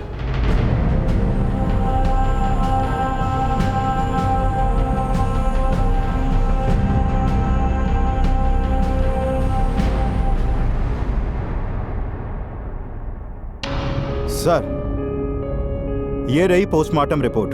सर, खूनी ने नेहा को बहुत बेरहमी से मारा था और मरने से पहले नेहा ने बहुत स्ट्रगल भी किया था सर, और उसकी उंगली भी उसी के बाद काटी गई थी। एक बात तो साफ है शिरके, ये किलर कोई प्रोफेशनल नहीं है, वरना अपने विक्टिम को मारने में इतनी स्ट्रगल क्यों करते? सर, मरने के बाद नेहा की उंगली को काटना बड़ा अजीब सा। I mean, अगर कोई नेहा को लूटने के लिहाज से मारेगा तो उसके गले में पड़ी सोने की चेन को क्यों छोड़ जाता? और मरने के बाद उसी उंगली को काटा गया सर, जैसे उंगली में शादी या एंगेजमेंट की रिंग पहनी जाती है। तुम्हारा मतलब है कि मर्डर में लव अफेयर का एंगल है? यस सर, आई थिंक कि ये पर्सनल अटैक भी हो सकता है। नेहा के सास ससुर है, भेजो उनको अंदर। हर रोज की तरह वो बातें करते करते वापस आ रही थी और अचानक चिल्लाने की आवाज आने लगी। नेहा, क्या हुआ बेटा? नेहा के पति, I mean, आपका बेटा कहाँ? वो यहाँ वहाँ पड़ा रहता है वो साहब। अब ये भी बेल पे छूटा। बेल पे? क्यों? क्या किया उसने? इंसान की आदत और उसकी किस्मत दोनों उसकी फितरत से जुड़ी होती, और इसी में हमारा बेटा सबसे पीछे था। नेहा जब हमें मिली तो हमें लगा उसे शादी करके हमारा बेटा सुधर जाएगा। इतने दिन हो गए, काम छोड़ दिया क्या? अब क्या धूप में पसीना सुखाने के लिए जाऊं? दुनिया समझदार हो गई है और आज की डेट में कोई भी इंश्योरेंस नहीं खरीदता है। सुरेश, बेचने वाले तो इंश्योरेंस क्या मिट्टी भी तक बेच देते हैं। घर में पैसे नहीं है, तुम कब समझोगे अपनी जिम्मेदारियां? अगर मुझसे जरूरतें पूरी नहीं हो पा रही हैं तुम लोगों की तो खुद से कर लो। सुरेश, सुरेश तो अपना खून होकर भी अपना नहीं रहा, और नेहा तो बहू के रूप में हमारे लिए बेटी समान थी। वो तो हमारे लिए सूरज तक के नहीं सुनती थी। मरने के बाद ये पैसा कहाँ लेकर जाओगे? क्या करोगे? कुछ भी करूंगा, पर तुझे नहीं दूंगा, और तेरी अय्याशी के लिए सालों से किया हुआ एफडी नहीं तुड़वाऊंगा मैं। और मुझे सब पता है, तू कोई बिजनेस नहीं करने वाला है। अरे तो मत कर, मरने के बाद हाथ भी नहीं लगाना ऐसे पैसे से, थूकने तक नहीं आऊंगा मैं। अरे दूसरों के बाप पता नहीं क्या क्या करते हैं अपने बच्चों के लिए, थोड़े से पैसे नहीं दे सकते? एक फूटी कौड़ी नहीं दूंगा तुझे। दिन रात निकम्मों की तरह घर में पड़ा रहता है और मेरी जिंदगी भर की कमाई को उड़ाना चाहता। अरे वो तो दूसरे माँ बाप की तरह होते ना, तो तेरे ऐसे निकम्मे और मनहूस को घर में रखना मुश्किल था। मनहूस हूँ मैं? मनहूस हूँ? सटिया गया है? सुरेश, सोचना भी मत, जिन्होंने तुम्हें जिंदगी दी है उनके ऊपर हाथ उठाओगे तुम? और ये सब करके मुझे मजबूर मत करना कि मैं पुलिस को बुला लाऊं। उम्मीद तो यही थी कि वक्त के साथ साथ वो बदल जाएगा, संभल जाएगा, अपनी जिद छोड़ देगा। पर कुछ काम ऐसे होते कि वक्त के साथ भरते नहीं है। अरे कहाँ लेके जा रही है? अरे क्या किया इसने? अंकल, आपका बेटा एक नंबर का फ्रॉड है। नकली नामों पर इंश्योरेंस कराता है ये। अब तक अपनी कंपनी को लाखों का चूना लगाया इसने। ले चलो जाए। अरे साहब सुनो, मेरी बात तो लीजिए। सुनिए तो सही। इंस्पेक्टर साहब, मेरा बेटा। इस वक्त ये सुरेश कहाँ होगा? उसका एक दोस्त प्रॉपर्टी डीलर है, अक्सर वो उसकी ऑफिस में पड़ा रहता है।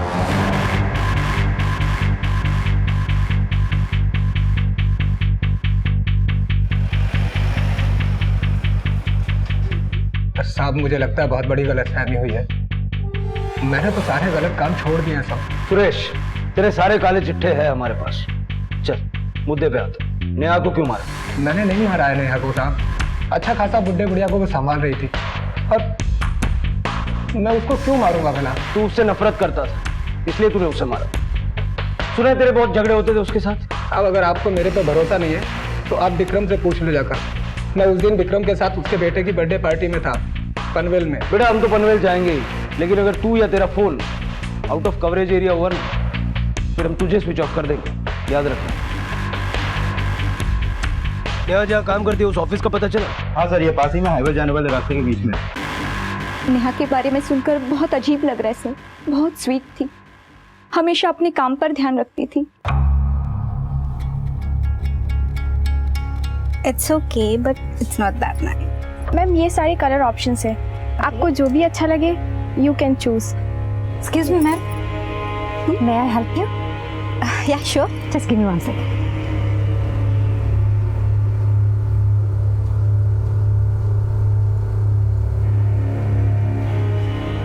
लेकिन इसकी वजह से कुछ लोग नाखुश भी थे।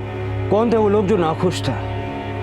पूनम, नेहा से पहले वही यहाँ की बेस्ट सेल्स गर्ल थी, लेकिन जब से नेहा यहाँ आई थी तब से पूनम फीकी पड़ गई थी। और हद तो तब हो गई जब नेहा यहाँ की सेल्स टीम लीडर बन गई। सर, ये लीजिए मिठाई। साक्षी,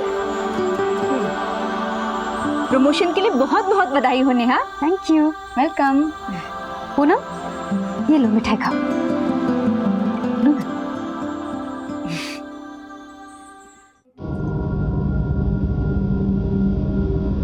ये पूनम का? ऊपर है सर। पूनम, तुम्हारी बेस्ट फ्रेंड नेहा का मर्डर हुआ है। सुना तुम्हारी बहुत बनती थी उसके साथ। सर मैंने कहा ना कि मैंने कुछ नहीं किया है। मैंने कब कहा कि तुमने कुछ किया है? चलो मैं सीधे सीधे अपने सवाल पूछता हूँ, नेहा के साथ क्या प्रॉब्लम थी तुम्हारी? सर मैं यहाँ बहुत सालों से काम करती हूँ, बट इतनी मेहनत के बाद भी एक नई लड़की आई और 2 महीने में ही मेरी हेड हो गई। सर इस बात का मुझे बहुत बुरा लगा और इसी बात से मैं थोड़ी सी चिड़ी हुई थी। इस चिड़ का अंजाम ये हुआ कि नेहा अब इस दुनिया में नहीं है। नहीं सर, ऐसा कुछ नहीं है, मैंने कुछ नहीं किया है। जिस दिन नेहा के साथ ये सब कुछ हुआ मैं यही थी स्टोर में। मैंने पूरा दिन इन्वेंट्री किया न्यू स्टॉक का। सर, सुरेश के दोस्त विक्रांत से बात हुई।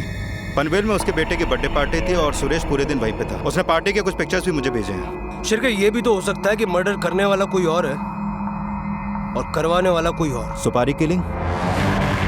लेकिन सर, खून के तरीके को देखकर तो लगता है कि मर्डर करने वाला कोई नया हो। शिरके, कोई नया हो भी सकता है। वैसे भी कॉन्ट्रैक्ट किलर्स अपने शुरुआती कुछ कामों में कुछ न कुछ गलतियां तो करते ही हैं, इसीलिए हमें वहां उल्टियां भी मिली। सर वैसे जेल में सुरेश की काफी क्रिमिनल से दोस्ती हुई थी और मैंने पता किया कि कोई वीरा नाम का कॉन्ट्रैक्ट किलर है जिससे उसकी काफी जमती थी। वीरा?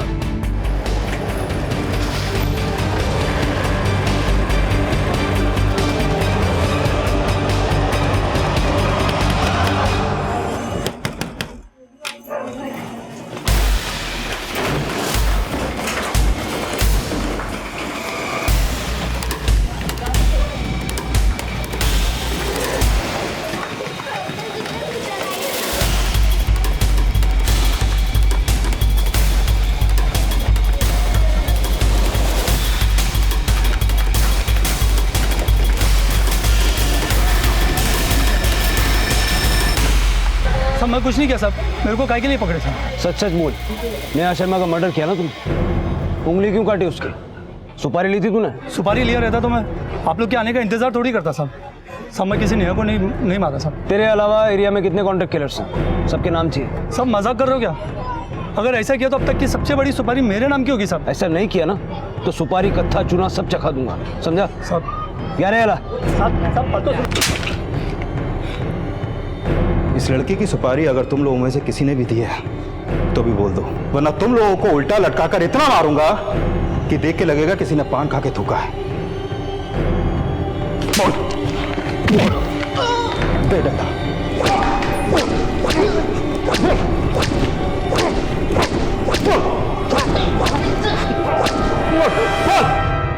सर, ये रास्ता भी डेड एंड पे निकला। इन लोगों की इतनी धुलाई की लेकिन किसी ने कुछ नहीं कबूला।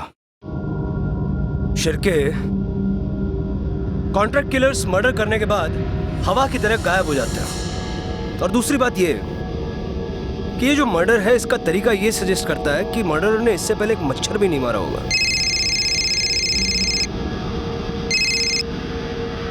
हेलो, सब इंस्पेक्टर शिरके बोल रहा हूँ। Okay, thanks. सर, पूनम के कॉल और लोकेशन डिटेल्स आ चुके हैं। मर्डर के वक्त पूनम का फोन उस दिन उसी एरिया में एक्टिव था जिस एरिया में नेहा का मर्डर हुआ था। इतना सबूत काफी है। उछल तिलक। पूनम, तुमने कहा कि मर्डर वाले रोज तुम स्टोर में थी, फिर तुम्हारा फोन बाहर टहलने कैसे गया? सर, मैं बाहर गई थी लेकिन सिर्फ 30 मिनट के लिए। इतना वक्त तो बहुत होता है किसी को मारने के लिए। उंगली काटने में ज्यादा वक्त लगा होगा, है ना? सर, मेरा यकीन कीजिए, मुझे उस दिन ड्रेस ऑल्टर करके डिलीवर करना था कस्टमर को। मैं वहीं गई थी। उस दिन उसकी बेटी का बर्थडे था, वो बहुत बिजी थी, इसलिए सर मैं वहाँ चली गई। पूनम, अगर तुम्हारी ये बात झूठ निकली ना तो इसका अंजाम वो होगा जो तुम सोच भी नहीं सकती। हमने अक्सर ये सुना है और पढ़ा भी है कि हत्या की पुष्टि करने के लिए कॉन्ट्रैक्ट किलर्स मृतक के शरीर का कोई हिस्सा काट लेते हैं। लेकिन पुलिस ने जिन जिन संभावित कॉन्ट्रैक्ट किलर से पूछताछ की, उन्होंने नेहा की हत्या में अपना हाथ होने की बात से साफ इनकार किया। तो फिर कातिल ने नेहा की उंगली क्यों काटी? हत्या का कारण लूटपाट भी नहीं था, तो क्या यह कातिल की पुलिस को गुमराह करने की चाल थी? और इसी बीच कुछ ऐसा हुआ जो कि पुलिस की मुश्किलों को और बढ़ाने वाला था।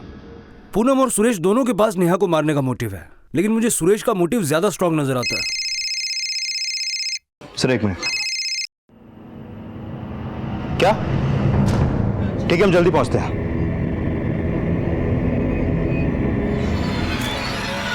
किसने फोन किया था? सर, ये दोनों यहाँ से गुजर रहे थे जब इन्होंने बॉडी देखी। साहब, हम नेहा भाभी को तो पहले से जानते ही थे और आसपास में ही रहते हैं। नेहा?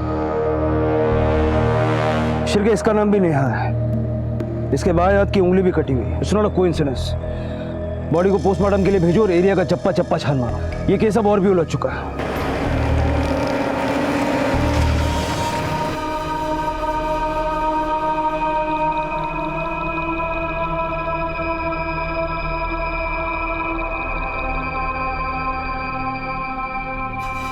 ऐसा कैसे हो सकता है सर? कोई क्यों मारेगा मेरी नेहा को? किसी से कोई झगड़ा या कोई पुरानी दुश्मनी? नहीं सर, हमारी किसी से कोई दुश्मनी नहीं। हम तो कमाने खाने वाले लोग हैं, बल्कि हम तो किसी के मामले में टांग भी नहीं अड़ाते। नेहा हर रोज उस पार्क में जाया करती थी। रात के वक्त खाना खाने के बाद उसे टहलना अच्छा लगता था। देखिए, ऐसे केसेस में अक्सर मारने वाले को विक्टिम का डेली रूटीन अच्छे से पता होता है, और डेली रूटीन को इतने गौर से देखने वाले या तो नजदीकी होते हैं या आसपास वाले। अगर आपको किसी पे भी कोई शक है तो हमें बेहिचक बताइए।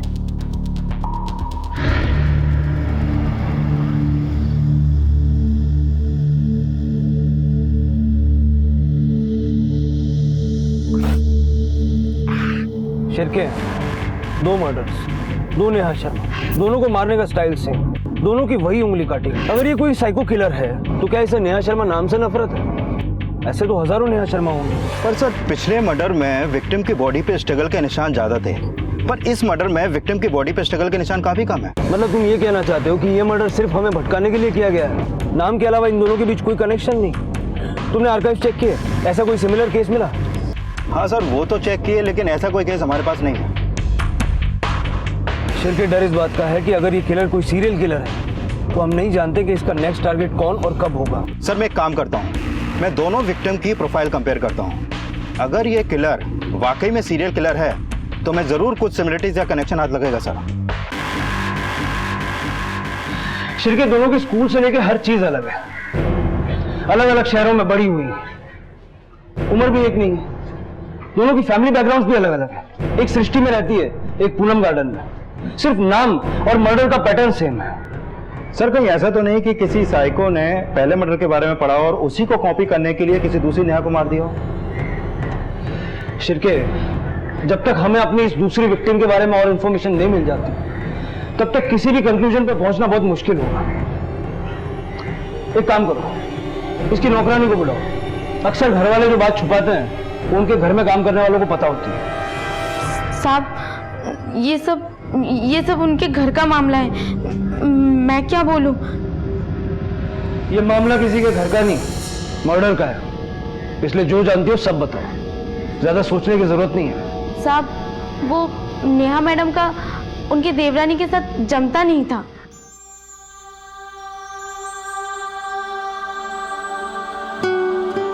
अरे भाभी, इतने समोसे मत खाओ वरना तो मोटी हो जाओगी।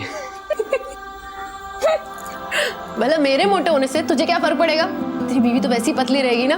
पूरे घर में एक आप ही तो ब्यूटी हैं। अच्छा, लंगूर के हाथ में अंगूर देखा है कभी?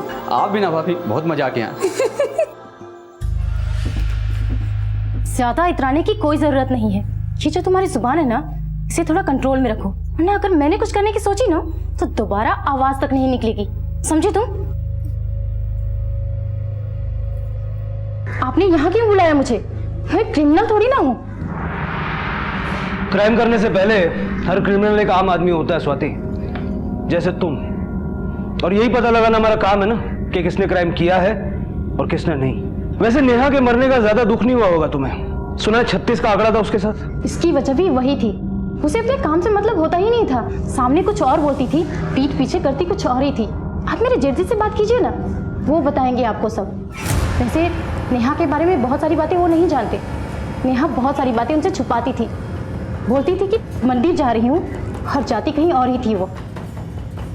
ना ना नहीं सर, ऐसा कुछ भी नहीं है। स्वाति को जरूर कुछ गलत फहमी हुई है सर। नेहा मुझसे बहुत प्यार करती थी, वो मुझसे कभी कुछ नहीं छुपाती थी। इनफैक्ट हम दोनों एक दूसरे से बहुत प्यार करते थे सर।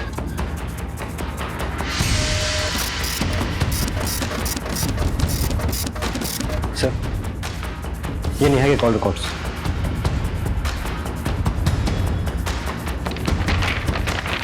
सर, नेहा के रेगुलर लोकेशन डिटेल्स के मुताबिक वो शांतिनगर जाया करती थी। शांतिनगर? Yes sir.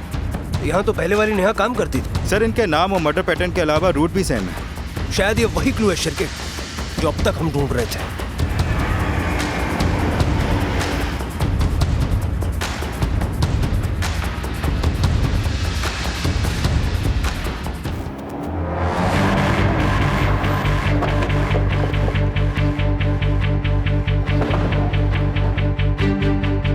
शिरके,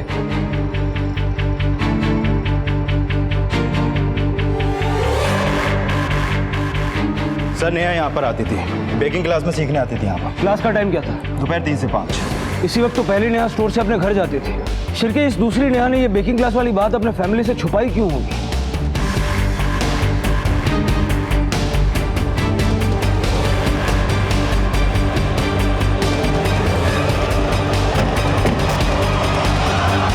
क्या आप लोग जानते हैं हर रोज दोपहर 3 से 5 में Neha sweet art baking classes जाया करती थी।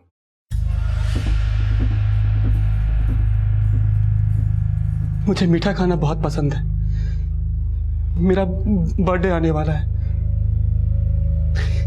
ये क्लास उसने हो सकता है मुझे सरप्राइज देने के लिए ज्वाइन किया होगा। शिरके, एक ही एरिया में इन दोनों का होना एक बहुत बड़ा क्लू है। ये वेस्ट नहीं होना चाहिए। एक काम करो, इस एरिया का सारा सीसीटीवी फुटेज स्कैन करो। ये काम समंदर में से मोती ढूंढने जैसा है, लेकिन हमें करना होगा। सर, 2 अलग अलग परिस्थितियों में 2 अलग अलग हत्याएं, लेकिन इन दोनों ही हत्याओं में समानता थी, न सिर्फ नाम की बल्कि हत्या के तरीके की भी। लेकिन पुलिस को पूरा यकीन था कि इन दोनों नेहा शर्मा के हत्यारे अलग अलग थे। अगर पुलिस का अनुमान सही था तो दूसरी नेहा शर्मा का हत्यारा बेहद शातिर था, जिसने पहली हत्या के तरीके को हूबहू उतारा था, ताकि पुलिस का सारा ध्यान और शक किसी सीरियल किलर की तरफ चला जाए। भले इन दोनों नेहाओं में कोई सीधा संबंध ना हो, लेकिन कहीं ना कहीं इन दोनों के दुर्भाग्य एक दूसरे से जुड़े हुए थे। सर मैंने उस एरिया के सारे सीसीटीवी फुटेज मंगवाए हैं, ये देखिए सर।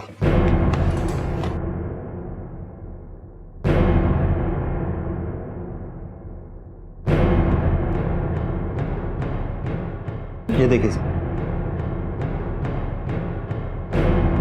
शिरके, इस एरिया के सारे गैरेजेस में पूछताछ करो। ये दूसरी नेहा अपनी स्कूटी रिपेयर करवाने कहीं ना कहीं तो गई होगी। जी सर।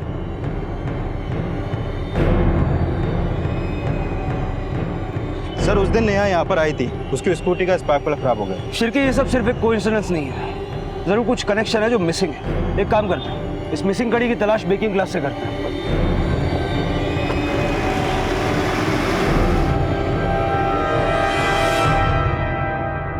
नेहा की किसी से कोई दुश्मनी या कोई ऐसा था जिससे उसकी बनती नहीं थी? नेहा बहुत ही अच्छी लड़की थी, थोड़ी मैसी थी। आइसिन तो वो कभी बना ही नहीं पाई परफेक्टली, मगर किसी भी स्टूडेंट के साथ उसे कोई प्रॉब्लम नहीं थी। लेकिन हाँ, हमारा एक स्टूडेंट है सैम, थोड़ा स्ट्रेंज है। स्ट्रेंज मतलब? उसका नेहा से क्या लेना देना? जी वो अक्सर नेहा के बगल की सीट पर ही बैठता था और सिर्फ नेहा से ही बात करता था। एक दिन नेहा के बगल में कोई और स्टूडेंट आकर खड़ा हो गया, उसने उसे हटा दिया वहां से। और जब से नेहा की मौत के बारे में पता चला है, वो क्लास में नहीं आया है और ना ही हमने उसे देखा है। रहता कहाँ है सर? मनोरी में सर।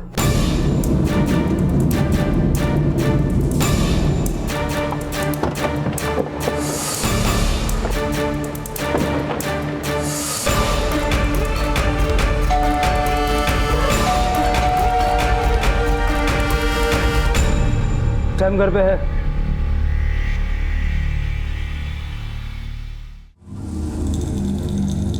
मैं तो जानता था कि आप आएंगे, बट इतनी जल्दी आएंगे ये पता नहीं था, वरना मैं केक थोड़ा जल्दी बना लेता। सैम, तुम्हारी बेस्ट फ्रेंड नेहा को किसी ने मार दिया है। ये खबर सुन के तुम्हें बुरा नहीं लगा? बुरा नहीं लगता तो क्लास जाया करता, यहाँ घर पे नहीं मिलता। नेहा तुम्हारी बेस्ट फ्रेंड थी ना, उसके अलावा तुम किसी से बात नहीं करते थे? केक से ज़्यादा स्वीट थी वो सिर्फ मुझसे बात करती थी, बाकी सबकी तरह इग्नोर नहीं करती थी। सैम प्लीज मेरी मदद करो ना, तुम्हें तो अच्छे से आता है। देखो ना, मुझसे तो हो ही नहीं रहा।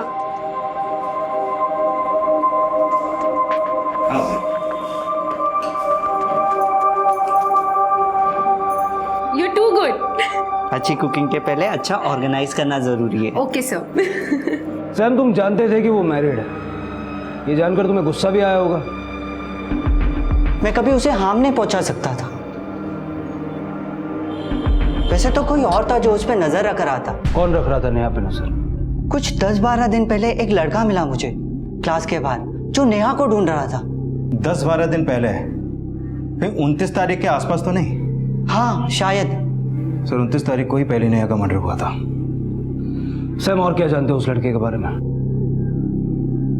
बस मैं क्लास के अंदर जा रहा था और वो बाहर खड़ा था, और इतने में ही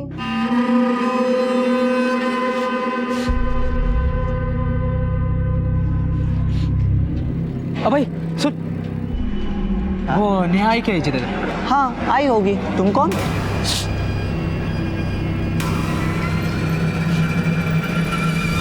शिरके, बुद्धि थोड़ी मंद है इस लड़के की। सर मुझे तो ये लड़का ही अजीब लगा, तो मुझे तो पूरा डाउट है कि कहीं इसे नहीं तो नेहा को नहीं मारा। नहीं शिरके, मुझे नहीं लगता इसने कुछ किया होगा।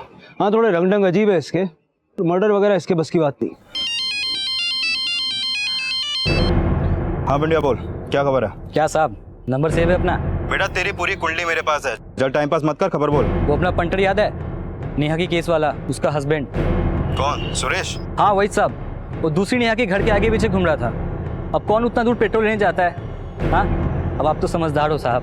अच्छा साहब, एक और बात बोलना था, जिस पार्क में दूसरी नेहा की बॉडी मिली थी ना साहब, उधर ही सुरेश नौकरी लेने को ट्राई कर रहा था। चल ठीक है सर, पंड्या का फोन था, सुरेश दूसरी वाली नेहा के घर के आसपास दिखा है, और नेहा की लाश जिस पार्क में मिली थी वो वहीं पे जॉब के लिए ट्राई कर रहा था। शिरके, एक काम करो, इस सुरेश को 3-4 चक्कर थाने के कटवाओ, थाने में भी करने के लिए बहुत काम।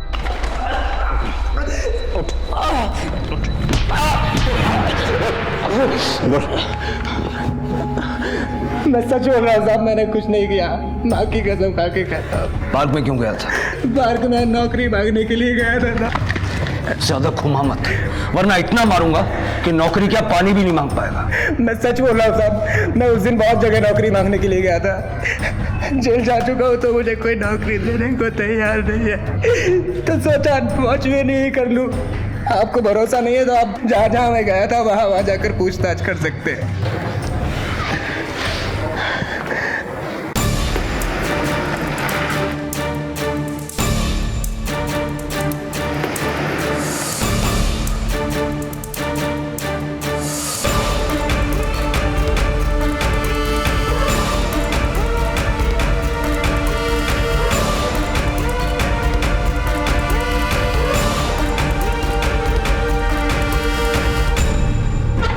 सर, मैंने हर जगह पूछताछ की। ये सुरेश उन सारी जगहों पे काम मांगने गया था। शिरके, तो क्या ये मान लिया जाए कि सुरेश ने ये दोनों मर्डर्स नहीं किए हैं? सर ये वो स्केच है जो सैम ने हमारे स्केच आर्टिस्ट से बनवाया था। कुंडली निकालो इस लड़के की।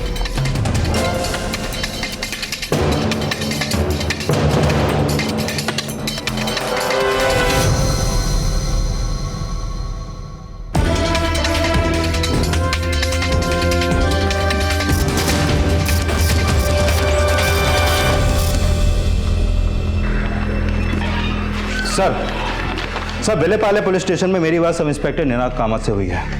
ये स्केच उनकी फाइल में दर्ज एक मिसिंग कंप्लेंट से मैच हुई है। और सर इस लड़के का नाम रघु है और इसकी कंप्लेंट इसकी मां ने ही लिखवाई थी। इस रघु का एड्रेस है? क्या सर? चलो।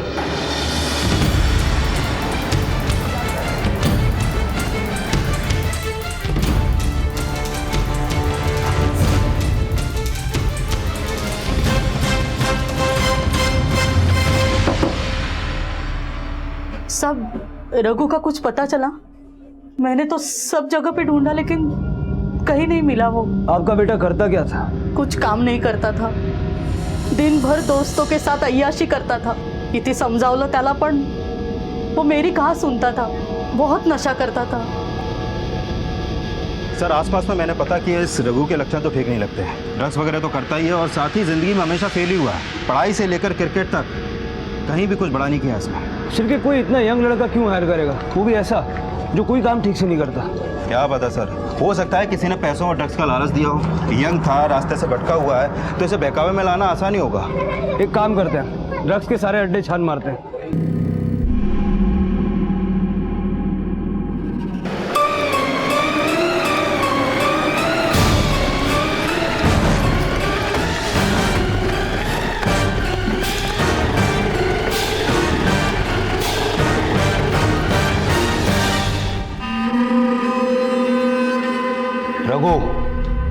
रघु, शिरके इसकी हालत बहुत खराब है, लगता है विड्रॉल सिम्टम्स है। पहले इसके मेडिकल ट्रीटमेंट का इंतजाम करो, उसके बाद आगे बात की जाएगी। सर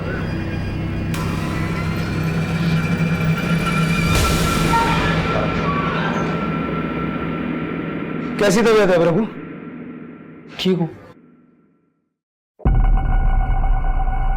इन दोनों को जानते हो? इसे तुमने मारा और इसको भी तुमने मारा? नहीं साहब, इसे मैंने नहीं मारा। फिर इसे किसने मारा? साहब वो मेरा मामा आया था।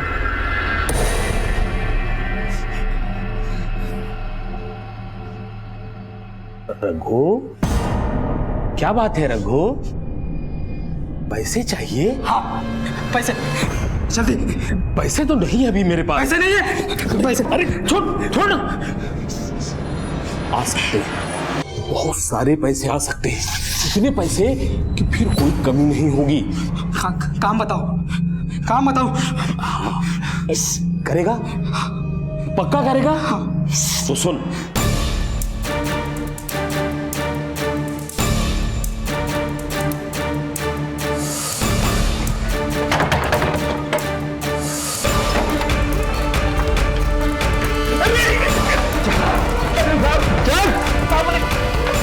अंदर डाल इसको। मैं तो टैक्सी ड्राइवर हूँ साहब, पिछले 4 साल से सेठ की गाड़ी नहीं चला रहा। तेरी पूरी कहानी सुनने में मुझे कोई इंटरेस्ट नहीं है, सीधा क्लाइमैक्स पे आ। चल नाम बता।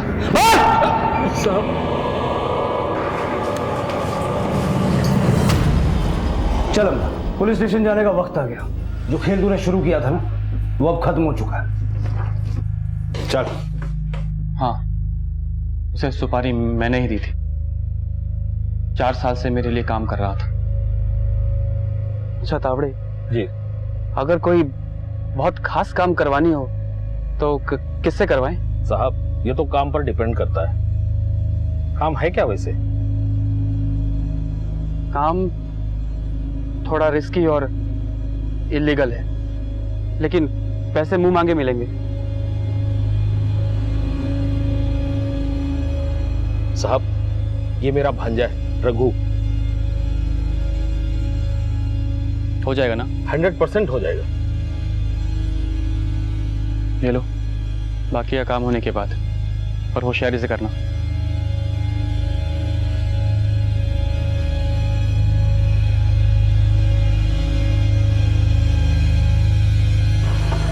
देखो वही लड़की है, अच्छे से देख लो इसको, और कुछ भी गड़बड़ मत करना, समझे?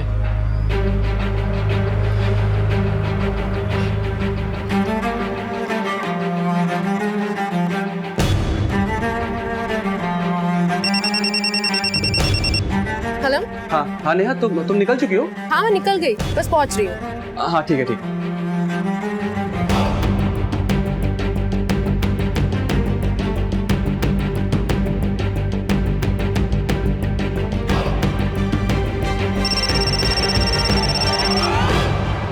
हेलो रघु। हाँ सुन, वो निकल चुकी है। कोई गड़बड़ नहीं होनी चाहिए, समझा? अब सुन, मैं सीधा 1 हफ्ते के बाद उससे मिलूंगा बाकी के पैसों के साथ। मैंने बहुत बड़ी गलती की जो उस लड़के पर भरोसा किया। जिस इंसान को अपने खुद के चलने का होश नहीं हो, वो इतना बड़ा काम कैसे कर सकता था? और फिर सब गड़बड़ हो गया। तूने रघु को शांति नगर के बाद वाले सिग्नल पे वेट करने के लिए बोला था, पर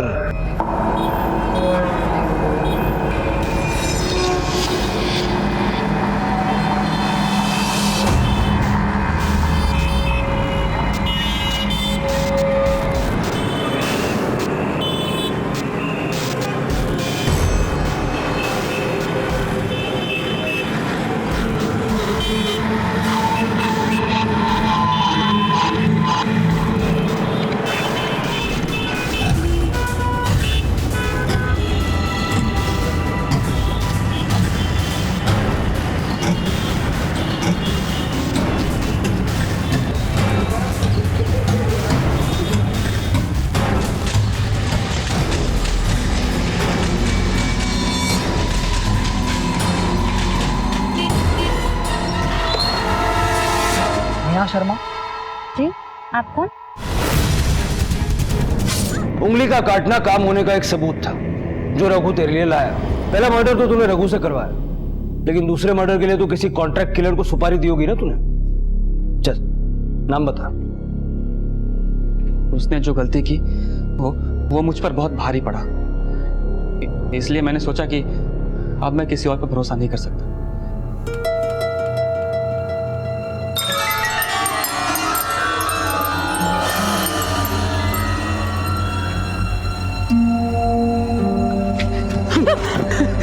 अमर, क्या मजाक है? क्यों बच्चों जैसी हरकतें कर रहे हो?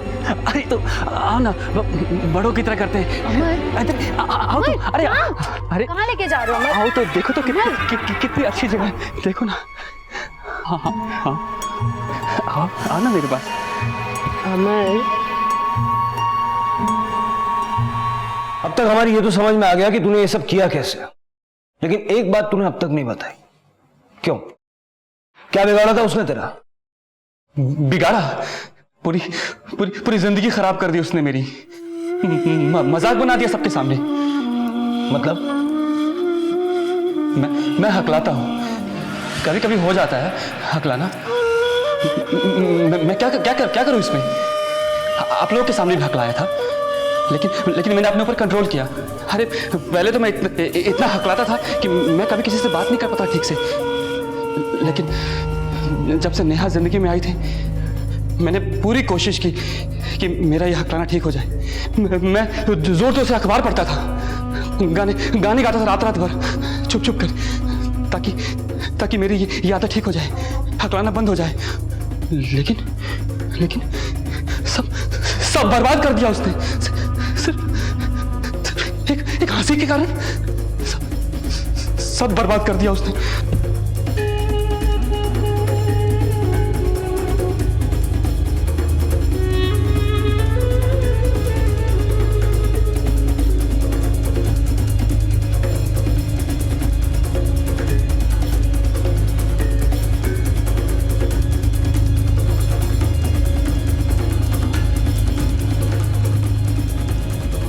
कुछ नहीं कह सकते। कैसे हैं आप? बस ठीक है।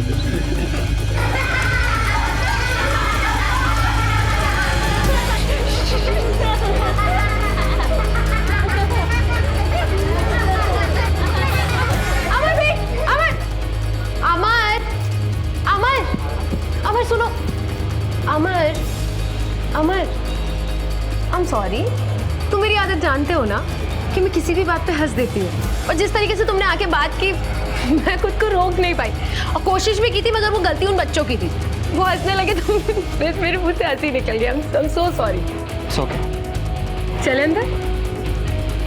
सॉरी, अब मैं पक्का नहीं हंसूंगी।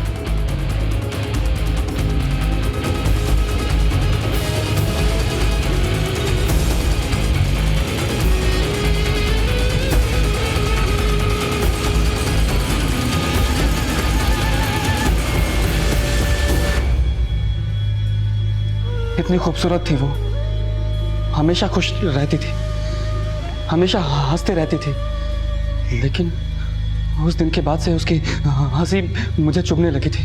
इतनी सी वजह के लिए तूने अपनी बीवी को मार डाला? तेरी वजह से आज 2 लोग इस दुनिया में नहीं है, और वो 17 साल का लड़का मर्डरर बन चुका है।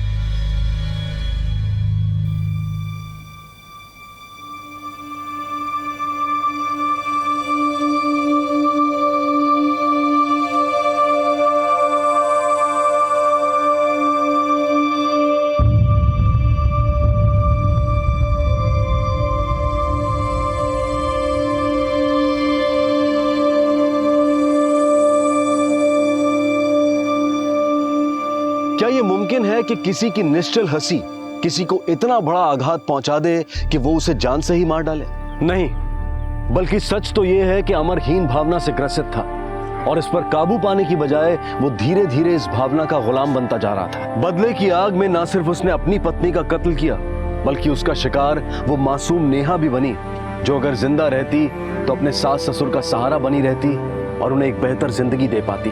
ये आज हम कैसे समाज की तरफ बढ़ रहे हैं, जहां इंसान इतना असहनशील हो गया है कि किसी की जान की कीमत हमारे झूठे अभिमान के सामने कुछ भी नहीं है। जरूरत है हमें अपनी मानसिकता को बदलने की, भूलने और माफ कर देने की क्षमता को बढ़ावा देने की। इसी विचार के साथ मैं अनूप सोनी अब आपसे विदा लेता हूं। फिर मुलाकात होगी अगले एपिसोड में एक और चौंका देने वाले केस के साथ। तब तक अपना और अपने परिवार का ख्याल रखें और देखते रहें क्राइम पेट्रोल डायल 100। सबक एक को सीख हम सबको। जय हिंद। क्राइम पेट्रोल्स के और भी दिलचस्प कहानी देखने के लिए हमारे चैनल को सब्सक्राइब करें और बेल आइकॉन दबाना न भूलें।